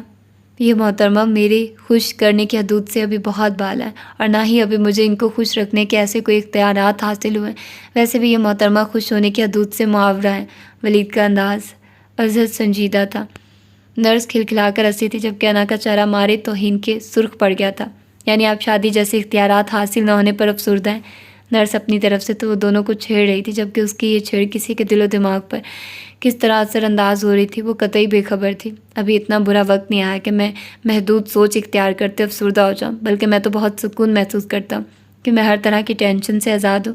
انا کے ذہن پہ یہ الفاظ اتھوڑا بن کر برسے تھے۔ پلیز سسٹر، میرے سر میں بہت درد ہو رہا ہے، میں آرام کروں گی اب۔ لہجے میں ناگواری اور تلخی تھی۔ سسٹر فوراً چوکنا ہوئی تھی۔ اوہ آئی ایم سوری، آپ لیٹ جائیے اور آرام کریں، میں نے نیند کی میڈیسن کھلائی ہے، آپ کو فوراً نیند آ جائے گی، کل تک آپ کافی ریلیف فیل کریں گی۔ نرس نے اس کے کمر کے پیچھے تکیہ درست کیا تو وہ لیٹ گئے۔ دل عجیب سا بوجھل ہو رہا تھا۔ میں کل گھر چلی جاؤں گی نا؟ اس نے آہستگی سے پوچھا۔ بالکل، چانس تو یہی ہے، باقی ڈاکٹر صاحب ہی بہتر جانتے، وہ کہہ کر پلٹ گئی تھی۔ ویسے آپ کی والدہ بتا رہی تھی کہ آپ بھی ڈاکٹر بن رہی ہیں؟ نرس نے پوچھا تو اس نے سر ہلا دیا۔ کسی ڈاکٹر کو پہلی بار اپنی صحت سے متعلق اتنا کیئر لیس دیکھا ہے۔ اپنا خیال رکھا کریں، بعض اوقات ایسے اسٹریس شدید نوعیت بھی اختیار کر جاتے ہیں۔ وہ ہمدردانہ مشورہ دے کر چلی گئی اور انا کے اندر جیسے ایک جنگ سی چھڑ گئی تھی۔ اس نے سر گھما کر دیکھا۔ ولید میگزین پر سر جھکایا ہوئے تھا۔ اس کے اندر اضطراب و ملال کے گہرے بادل چھانے لگے تو وہ لب دانتوں تلے دبا کر تکیے میں منہ چھپا کر سسک اٹھی تھی۔ ولید نے میگزین سے سر اٹھا کر دیکھا تو نگاہ کہیں ثانیے تک اس کی طرف پشت کیے وجود پر ٹھہر گئی تھی۔ انا کا وجود ہولے ہولے لرز رہا تھا۔ ولید نے لب بھینچ کر دوبارہ میگزین اپنے چہرے کے گرد کر لیا تھا۔ مصطفیٰ ابھی کھانا کھا کر ریلیکس ہوا ہی تھا کہ انسپیکٹر شہناز کی کال آ گئی۔ سر، ہم اس عورت کو لے آئے، اب کیا کریں؟ مصطفیٰ نے گہرا سانس لیا تھا۔ کوئی مسئلہ تو نہیں ہوا؟ نو سر، آپ کی انسٹرکشنز کے تحت ہی سارا کام کیا گیا ہے۔ Okay, well done. اب آپ ان خاتون کی زبان کھلوائیے، تب تک میں بھی چکر لگاتا ہوں۔ مصطفیٰ نے ہدایت دی۔ Okay sir. کال بند ہو گئی تھی۔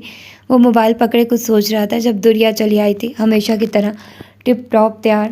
مصطفیٰ، مجھے مارکیٹ لے چلو گے؟ اس نے آتے ہی کہا۔ اس وقت؟ مصطفیٰ نے وقت دیکھا، 9:30 ہو رہے تھے۔ دن میں کوئی فری ہی نہیں ہوتا، دریا نے کہا۔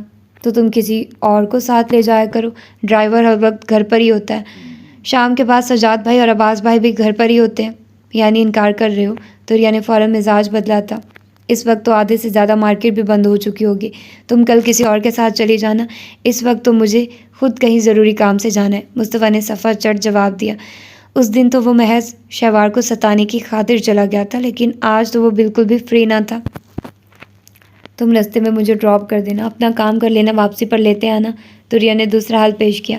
آئی ایم سوری، برا مت ماننا، ہماری خواتین رات کے اس پہر شاپنگ کے لیے نہیں نکلتی، تم دن میں چلی جانا، تمہارے ساتھ کوئی بھی چلا جائے گا۔ مصطفیٰ رخائی سے کہہ کر وہاں سے اٹھ گیا تو دنیا نے بہت ناگواری سے اسے جاتے دیکھا تھا۔ اسے مصطفیٰ سے اس قدر صاف جواب کی امید نہ تھی۔ وہ تو اس دن شائستہ کے یہاں جانے پر مصطفیٰ کے فوراً بلا چوں چرا مان جانے پر ابھی تک پھولے نہ سما رہی تھی، اور اب ایک دم اس انکار نے اس کے اعصاب کو کھٹکا دیا تھا۔ مصطفیٰ عباس بھائی کو تیار ہونے اور ساتھ چلنے کا کہہ کر کمرے میں آیا تو شہوار الجھ رہی تھی۔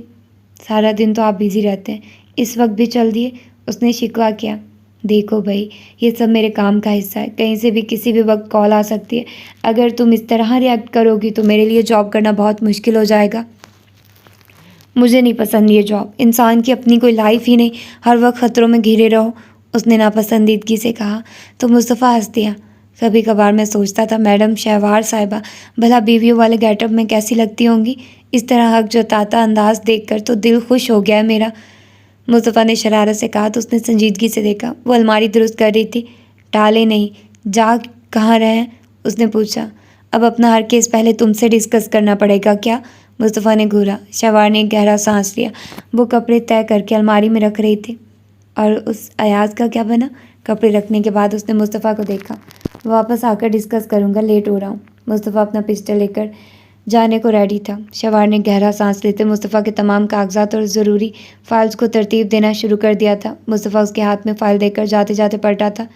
ان فائلز کو ادھر ہی رہنے دیں، یہ سب بہت ضروری کاغذات ہیں، کہیں کوئی پیپر مس نہ ہو جائے، مصطفیٰ نے کہا تو شہوار نے دیکھا تبھی ہاتھ سے ایک فائل نیچے گر گئی تھی۔ اف، وہ اٹھانے کو جھکی تھی۔ آپ ان کو ادھر کیوں رکھتے ہیں؟ آفس میں ہی رکھا کریں نا، گھر کو بھی آفس بنا رکھا ہے، ساری الماری میں بس فائلز ہی فائل جمع کر رکھی ہیں۔ وہ ہڑبڑائی تھی۔ مصطفیٰ نے گھورا اور خود ہی اس کے اٹھانے سے پہلے فائل اٹھا کر الماری میں ٹھونس دی تھی۔ موڈ کیوں آف ہو رہا ہے؟ سیدھا ہو کر الماری کا پٹ بند کر کے اس پر ہاتھ تھام کر شہوار کو گھورا۔ میرا تو نہیں ہو رہا۔ وہ فوراً مسکرائی تو مصطفیٰ نے بغور دیکھا۔ تو پھر اتنے تیکھے تیکھے جواب کیوں دیے جا رہے ہیں؟ یہ دھواں کیوں اٹھ رہا ہے؟ یہ بھی تو پتہ چلے۔ کچھ نہیں ہوا، آپ جائیے، آپ کو دیر ہو رہی ہے۔ اس نے نظریں چرائی تو مصطفیٰ نے ایک نظر اسے دیکھا اور پھر وال کلاک کو۔ واپسی پر بات کروں گا، تب تک جواب سوچ رکھیے گا، وہ کہہ کر کمرے سے نکل گیا۔ تو شہوار نے گہرا سانس لیا۔ وہ پھر سے الماری کی طرف متوجہ ہوئی تھی۔ الماری بند کر کے پلٹی تو چونکی۔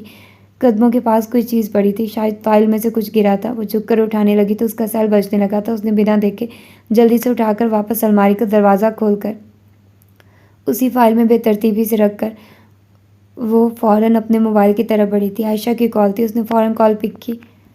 تابندہ بوا نماز پڑھ کر آئی تو دل بہت بوجھل ہو رہا تھا۔ اتنے دن گزر چکے تھے، کوئی سرا ہاتھ نہیں آ رہا تھا۔ وہ اب ہمت ہار چکی تھی۔ ان کا دل کہتا تھا کہ وہ واپس چلی جائیں اور جا کر حویلی اور اس کے مکینوں کو سب کہہ ڈالیں۔ ان کے اندر باہر ایک طوفان مچا ہوا تھا۔ اب ناگزیر ہو چکا تھا کہ کم از کم شہوار کی حقیقت دی جاتی۔ تابندہ بھی گھر کے صحن میں چکر لگاتے بہت کچھ سوچنے پر مجبور ہو چکی تھی۔ کچھ دیر مزید غور و فکر کرنے کے بعد وہ واپس اپنے کمرے میں آئی اور اپنے سامان میں سے بیگ نکال کر انہوں نے اپنا موبائل نکالا تھا۔ حویلی سے نکلتے وقت انہوں نے یہ موبائل بند کر دیا تھا، لیکن اب اس موبائل کی ضرورت تھی۔ انہوں نے نمبر آن کیا اور پھر انہوں نے ایک نمبر نکال کر ڈائل کرنے سے پہلے انہوں نے پھر کافی دیر سوچا اور پھر انہوں نے نم آنکھوں سے وہ نمبر ملا ڈالا تھا۔ وہ کافی دیر تک کال جانے اور ریسیو ہونے کا انتظار کرنے لگ گئی تھی۔ بابا صاحب اپنے کمرے میں دراز کوئی کتاب پڑھ رہے تھے۔ بخشو ان کے پاس بیٹھا ان کی ٹانگیں دبا رہا تھا۔ حویلی میں رات کے اس پہر ایک عجیب سا سناٹا تھا، جیسے ہر طرف ایک ہو کا عالم ہو۔ تابندہ بوا کے بعد حویلی میں سرے شام ہی رات اتر آتی تھی۔ فون کی بیل بجی تو بابا صاحب کو زندگی کا احساس ہوا۔ دیکھو کون ہے، بابا صاحب نے بخشو کو کہا۔ وہ فون اٹھا کر ان کے پاس لے آیا تھا۔ انہوں نے کارلیس تھام کر کال پک کی تھی۔ انہوں نے ہیلو کہا، لیکن دوسری طرف جو آواز سنائی دی وہ سن کر وہ ایک دم ساکت ہوئے تو دوسری طرف کچھ کہا جا رہا تھا۔ ہاں جانتا ہوں میں، انہوں نے لرزتی آواز میں کہا، لیکن تم۔ ان کے ہاتھ سے کارلیس چھوٹ گیا تھا۔ بخشو جو بڑے ادب سے کھڑا ایک دم فوراً ان کے پاس ہوا تھا۔ بابا صاحب خیر ہے نا؟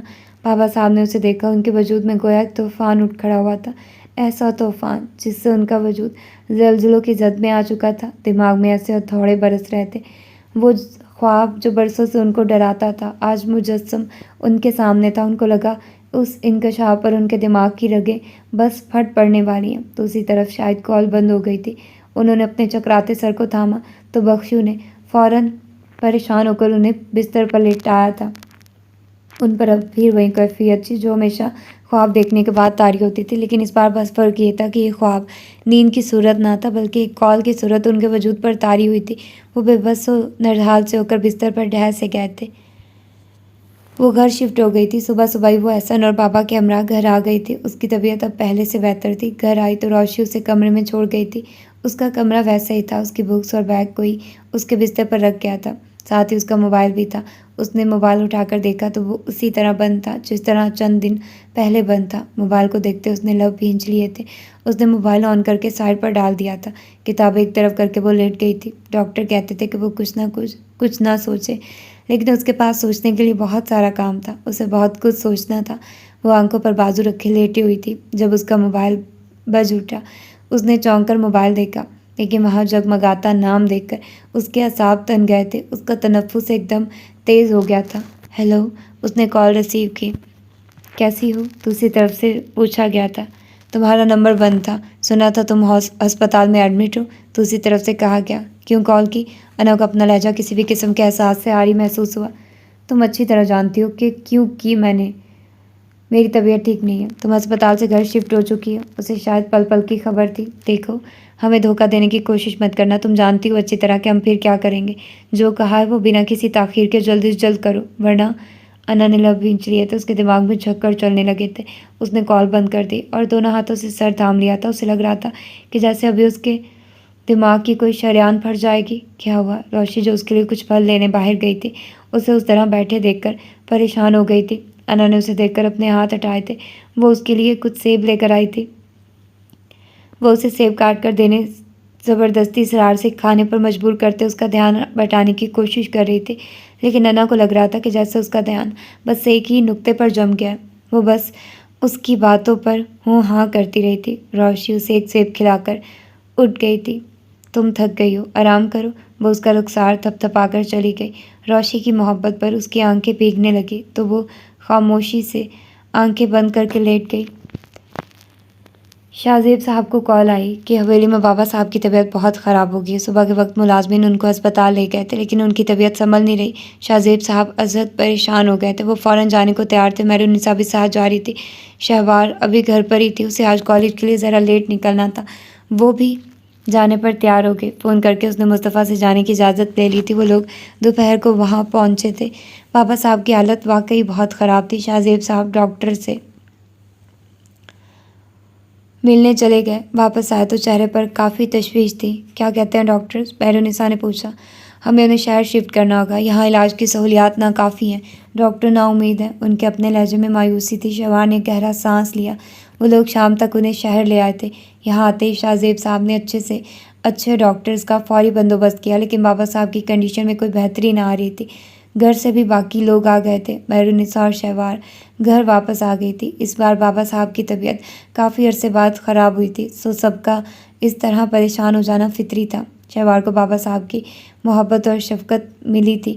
وہ اس کے لیے ہمیشہ ایک ابر بارہ کی طرح مہربان رہے تھے۔ ان کے وجود سے اسے ہر طرح کی محبت اور چاہت ملی تھی۔ اس نے ان کا ہاتھ تھام کر زندگی کے تمام مدارج طے کیے تھے، اور اب ان کی مسلسل بے ہوشی دیکھ کر وہ خود بھی افسردہ تھی۔ ڈاکٹر کہتے تھے کہ وہ کسی مینٹلی ڈسٹربنس کا شکار ہیں۔ جب تک ان کے دل و دماغ کی وہ گرہیں نہیں کھل جاتی، ان کو مکمل طور پر صحت یاب ہو جانا ناممکن ہے۔ اور شہوار سوچ رہی تھی، نہ جانے ایسی کون سی گرہیں تھی جو ان کے اندر کی تمام خوشیوں اور آسودگیوں کو دیمک کی طرح چاٹتی جا رہی تھی، ورنہ ان کے پاس سب کچھ تو تھا۔ اتنی محبت کرنے والے رشتے، پھر کہاں کمی تھی؟ وہ سوچ سوچ کر الجھ رہی تھی۔ رات کا کھانا کھانے کے بعد صبح ہی بیگم اس کے کمرے میں آ گئی تھی۔ گھر واپسی کے بعد بھی کسی نے اس سے کوئی بھی سوال نہ کیا تھا، جبکہ وہ اندر ہی اندر خود کو ختم ہوتا محسوس کر رہی تھی۔ وہ چاہتی تھی کہ جلد ہی جلد سب کچھ آر یا پار ہو جائے اور وہ جلد ہی جلد اس مسلسل ذہنی اذیت سے باہر نکل آئے۔ ماما، مجھے آپ سے کچھ کہنا ہے۔ کچھ سوچنے کے بعد اس نے کہا تو صبوئی بیگم نے اسے دیکھا۔ وہ اپنے ہاتھ میں پڑی ہوئی انگوٹھی پہن اور کبھی اتار رہی تھی۔ ہاں کہو، انہوں نے محبت سے کہا۔ ماما، یہ آپ ماموں کو واپس کر دیں۔ اس نے انگوٹھی صبوئی بیگم کی ہتھیلی پر رکھ دی۔ کیا؟ صبوئی بیگم نے ازحد حیرت سے اسے دیکھا تھا۔ میں یہ رشتہ توڑ رہی ہوں ماما، مجھے اب یا کبھی بھی ولید زیاد سے شادی نہیں کرنی۔ صبوی بیگم نے محسوس کیا کہ انا کے لہجے میں چٹانوں کی سی سختی تھی۔ انہوں نے دہل کر بیٹی کا چہرہ دیکھا، وہ بالکل صفار اور بے تاثر تھا۔ تو یہ تھی اس کی آج کی ایپیسوڈ۔ ہوپ فلی کہ آپ لوگوں نے انجوائے کیا ہوگا، اگر نہیں بھی کیا تو سنی تو ہوگی نا۔ اور اس کے ساتھ اس ایپیسوڈ میں زیادہ تر کہانی جو گھومتی رہی ہے وہ انا کے گرد ہی گھومتی رہی ہے، انا، ولید، اور اسی ایشو کو مطلب زیادہ تر زیر بحث لایا جاتا رہا تھا، اور رابعہ کے ایشو کو اس کے ارد گرد گھومتے۔ یہ دو ٹاپک آج کے مین رہے ہیں، اور اگر ولید اور مصطفیٰ لوگوں کی بات کریں تو وہ دونوں بھی انہی دونوں کیسز میں الجھے رہے ہیں۔ اگر مصطفیٰ کا کہیں تو وہ عباس کے میٹر میں الجھا رہا تھا، اور اگر شہوار کا تو وہ انا کے میٹر میں، ٹھیک ہے۔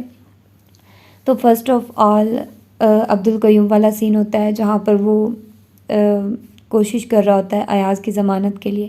تو بھائی اپنی اولاد کی تربیت اچھی کر دیتے تم، اور وہ ایک دوسرے کو بلیم وغیرہ کرتے رہتے ہیں، ٹھیک ہے۔ عادلہ کا بھی یہی سین ہے کہ یار سارے بچے ان کے بگڑے ہوئے ہیں، سب نے سب کو تگنی کا ناچ نچوایا ہوا ہے، ٹھیک ہے۔ تو ابھی یہ چیز ہے ان کی فیملی میں چل رہی ہے، ٹھیک ہے۔ کاشفہ بہت ہی کوئی گھٹیا لڑکی نکلی، ٹھیک ہے۔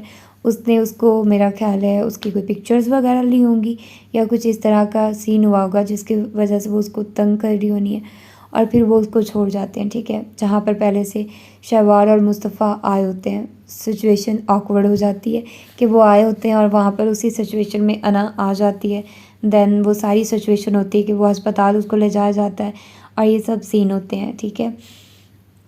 آف کورس باپ اور بھائی کے لیے یہ سچویشن ایسی تھی کہ وہ تو کچھ بھی غلط ہی سوچ، مطلب غلط ان دا سینس کہ نارمل یہی سوچ آتی ہے کہ کیا ہوا، اغوا بھی اگر کوئی ہوا ہے تو ایسے کوئی نہیں چھوڑتا، اور اگر چھوڑتا ہے تو پھر کوئی تو ریزن پتہ ہوگی، اور وہ بتا کیوں نہیں رہی ہے۔ جب ایسی سچویشن ہو تو وکٹم ایسے خاموش نہیں ہوتا، وہ آگے سے بتاتا ہے، اپنی صفائی دیتا ہے۔ وہ کچھ بھی نہیں بول رہی، وہ کچھ بتا ہی نہیں رہی ہے، ٹھیک ہے۔ ولید اس ساری سچویشن میں وہ بھی مطلب ہے پھنسا ہوا۔ اس کے بعد پھر شہوار اس سے پوچھتی ہے، دین اس کو لگتا ہے کہ ہاں ولید اور ان دونوں میں ہے، دین ان کی ڈسکشن بھی ہوتی ہے، ٹھیک ہے۔ تو اس میں وہ اس کو بتاتی ہے کہ وہ میری بہت اچھی دوست ہے، بالکل بہنوں کی طرح ہے، تو آپ پلیز تھوڑا کیجیے گا نا۔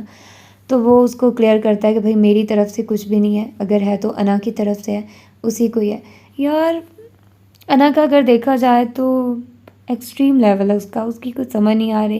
بہت سارے لوگ کہیں گے کہ نہیں انا اپنی جگہ پر ٹھیک ہے، اس کی جو سچویشن چل رہی ہے وہ ایسے ہی کر سکتی ہے، ٹھیک ہے۔ اس کی جو بھی سچویشن ہے، یار اللہ کی بندی تم تھوڑا کیا کہتے ہیں اس کو، تھوڑا سب کسی کو تو اپنے وہ لو نا، اعتماد میں لو، کسی ایک بندے سے ڈسکس کر لو، شہوار سے کر لو۔ اگر کسی سے تم ڈسکس کرو گی تو تمہیں کچھ نہ کچھ تو وہ بتا ہی دیں گے، لیکن آف کورس رائٹر نے اسٹوری کو تھوڑا ایسے کیا ہے، ادروائز انا بھی شاید اس کو بتا دیتی، یا اس طرح کی سچویشن ہوتی کہ وہ اس کو کہہ ہی دیتی ہے، اکثر وہ کہہ دیتی ہے، جیسے کہ اس نے ولید کے لیے اس کو بتایا کہ شی از میڈلی ان لو، تو وہ بھی بتا ہی دیتی نا، لیکن خیر اس نے نہیں بتایا۔ تو یہاں پر رائٹر بھی اپنے گیم کھیل رہی ہے، تو اس کو بھی ہم کچھ نہیں کہہ سکتے۔ اس کے بعد ولید کا اور نرس کا جو چل رہا ہے، تو ولید بیچارہ تھوڑا جینٹل مین ہے، وہ ہر کسی کے ساتھ ہی اچھے سے بات کرتا ہے، اگر کوئی بات کر رہا ہے۔ اس کی شخصیت، کچھ لوگوں کی پرسنالٹی ایسی ہوتی ہے کہ ہر کوئی آپ کی طرف اٹریکٹیو ہوتا ہے، مطلب نہ چاہتے ہوئے بھی وہ آپ سے بات بڑھاتا ہے۔ آف کورس جب اپوزٹ جینڈر ہو تو پھر تو زیادہ چانسز ہوتے ہیں نا، تو وہ ویسے ہی باتونی تھی، ایز سچ اس کا یہ نہیں کہہ سکتے، لیکن آف کورس وہ تھوڑا جینٹل مین ٹائپ انسان ہے، تو اس نے سب کے ساتھ بات کرنی ہے، سو اس کو ہم کچھ نہیں کہہ سکتے۔ اس کے بعد مصطفیٰ اور شہوار، وہ تو کیوٹ کپل ہے، اچھا کپل جا رہا ہے، اب ان کا سارٹ آؤٹ ہو گیا سب کچھ، تو اب ان کے ارد گرد جتنے بھی چیزیں معاملات خراب چل رہے ہیں تو ان پر ساری چیزیں چل رہی ہے، اب وہ ایک دوسرے کو وہ جو الجھی گتھیاں سلجھائی جا رہی ہیں، تو اس سب میں سارا کچھ چل رہا ہے، ٹھیک ہے۔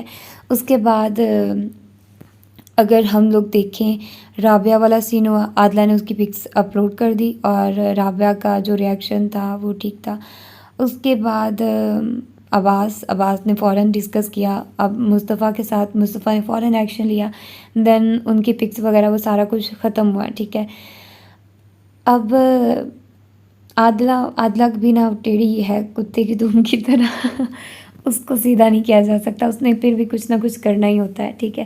تو اب اس کو میرا خیال ہے جیسے مصطفیٰ نے پھر وہ کیا ہے اور اس کو وہ بلوایا ہے, اپنی مہمان بنوایا, وہ بھی ایک طرح سے ہے بات. ٹھیک ہے. تو کیا ہوا کہ رابعہ والا سین پھر وہ اس کے گھر جاتا ہے.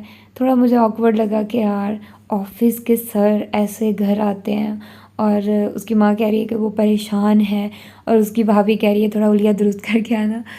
تھوڑا عجیب لگ رہا ہے یار. مطلب آف کورس فیملی اچھی جانتی ہے, سارا کچھ ہے, لیکن گھر آنا تھوڑا عجیب لگتا ہے. خیر وہ بھی ایک ہو سکتا ہے کہ سینیریو ہر ایک کی سوچ ہماری طرح نہیں ہوتی. ہم جیسا سوچ رہے ہیں ضروری نہیں ہے کہ سب سوچے, ضروری نہیں کہ رائٹر بھی اس چیز کو مد نظر رکھے. اس نے اتنا زیادہ نہیں کیا. ٹھیک ہے. اس کے بعد تبیندہ بیگم نے بابا صاحب کو کال کیا اور ان کو کچھ بتایا, اور بابا صاحب کے جو خواب, جو ان کا پاسٹ تھا اس سے ریلیٹڈ کچھ بات ہوئی ہے. سو اس سے ہمیں یہ پتہ چلتا ہے کہ کچھ لنکڈ ہے بابا کا اور تبیندہ بوا کا, اور آف کورس تبیندہ بوا کا لنکڈ ہے شیوار کے ساتھ. تو کچھ بہت ہی مسٹری سی چیزیں ہیں. اب میرا خیال یہ ٹائم آ گیا ہے پاسٹ کو ریویل کرنے کا. تو اب میرا خیال ہے پاسٹ کی سٹوری ہمیں رائٹر بتانا شروع کر دیں گی. اور اب میرا خیال ہے بہت ساری چیزیں, اب جن چیزوں پر پردہ تھا ان چیزوں سے پردہ اٹھنے کا وقت ہوا چاہتا ہے. تو آپ لوگ بھی وہ کیا کہتے ہیں کہ دھڑکنیں تھام کر بیٹھیے, دل تھام کر بیٹھیے اپنے, اور اپنی وہ کیا کہتے ہیں کہ پیٹیاں کس لیجیے اور اپنے ایموشنز کو اور اپنے دماغ کی بتیوں کو جلا دیجیے, کیونکہ ایسا بہت کچھ ہے جو آپ کے لیے ان ایکسپیکٹڈ ہونے والا ہے, اور آپ بہت زیادہ انجوائے کرنے والے ہیں. ہوپ فلی کہ میں نے آپ لوگوں کو اسپوائلر نہیں دیا ہوگا, کیونکہ سارا ناول میں جانتی ہوں, میں نے A to Z اس ناول کو پڑھا ہوا ہے, میں نے گھول کر پیا ہوا ہے. بٹ میں یہی چاہتی ہوں کہ آپ ساتھ ساتھ انجوائے کریں اور اس ناول کو آپ لوگ پسند کریں. ٹھیک ہے. تو ہوپ فلی کہ آج کا ریویو بھی پسند آیا ہوگا. خیر اب ہم بات کرتے ہیں کہ بابا صاحب کی طبیعت خراب ہو گئی ہے. تو اس کے بعد یہ جو اینڈ پر ہمیں ایک شاکنگ بات ہوئی ہے وہ یہ کہ انا تو ہماری شہزادی صاحبہ ہیں, تو وہ ایکشن لیتی ہیں. وہ کسی کو نہ سوچتی ہیں نہ سمجھتی ہیں, نہ کسی سے مشورہ لیتی ہیں, نہ کسی کو اپنے اعتماد میں لیتی ہیں. جی وہ تو بس کیا کہے کہ ایکشن لیتی ہیں اور وہ دھماکے کرتی ہیں, جیسا کہ انہوں نے دھماکہ کیا ہے کہ وہ ولید ضیاء سے شادی نہیں کریں گی اور وہ منگنی توڑ رہی ہیں. اور اینا سے ہم ایسا ہی کچھ ایکسپیکٹ کر سکتے ہیں, اور ایز یوزول وہ ہماری امیدوں پر پورا اتری ہیں. ہوپ فلی کہ آپ لوگوں کی امیدوں پر بھی پورا اتری ہوں گی. تو پھر ملتے ہیں اس کی اگلی ایپیسوڈ میں. اپنا ڈھیر سارا خیال رکھیے گا اور مجھے دعا میں یاد رکھیے گا. اللہ حافظ.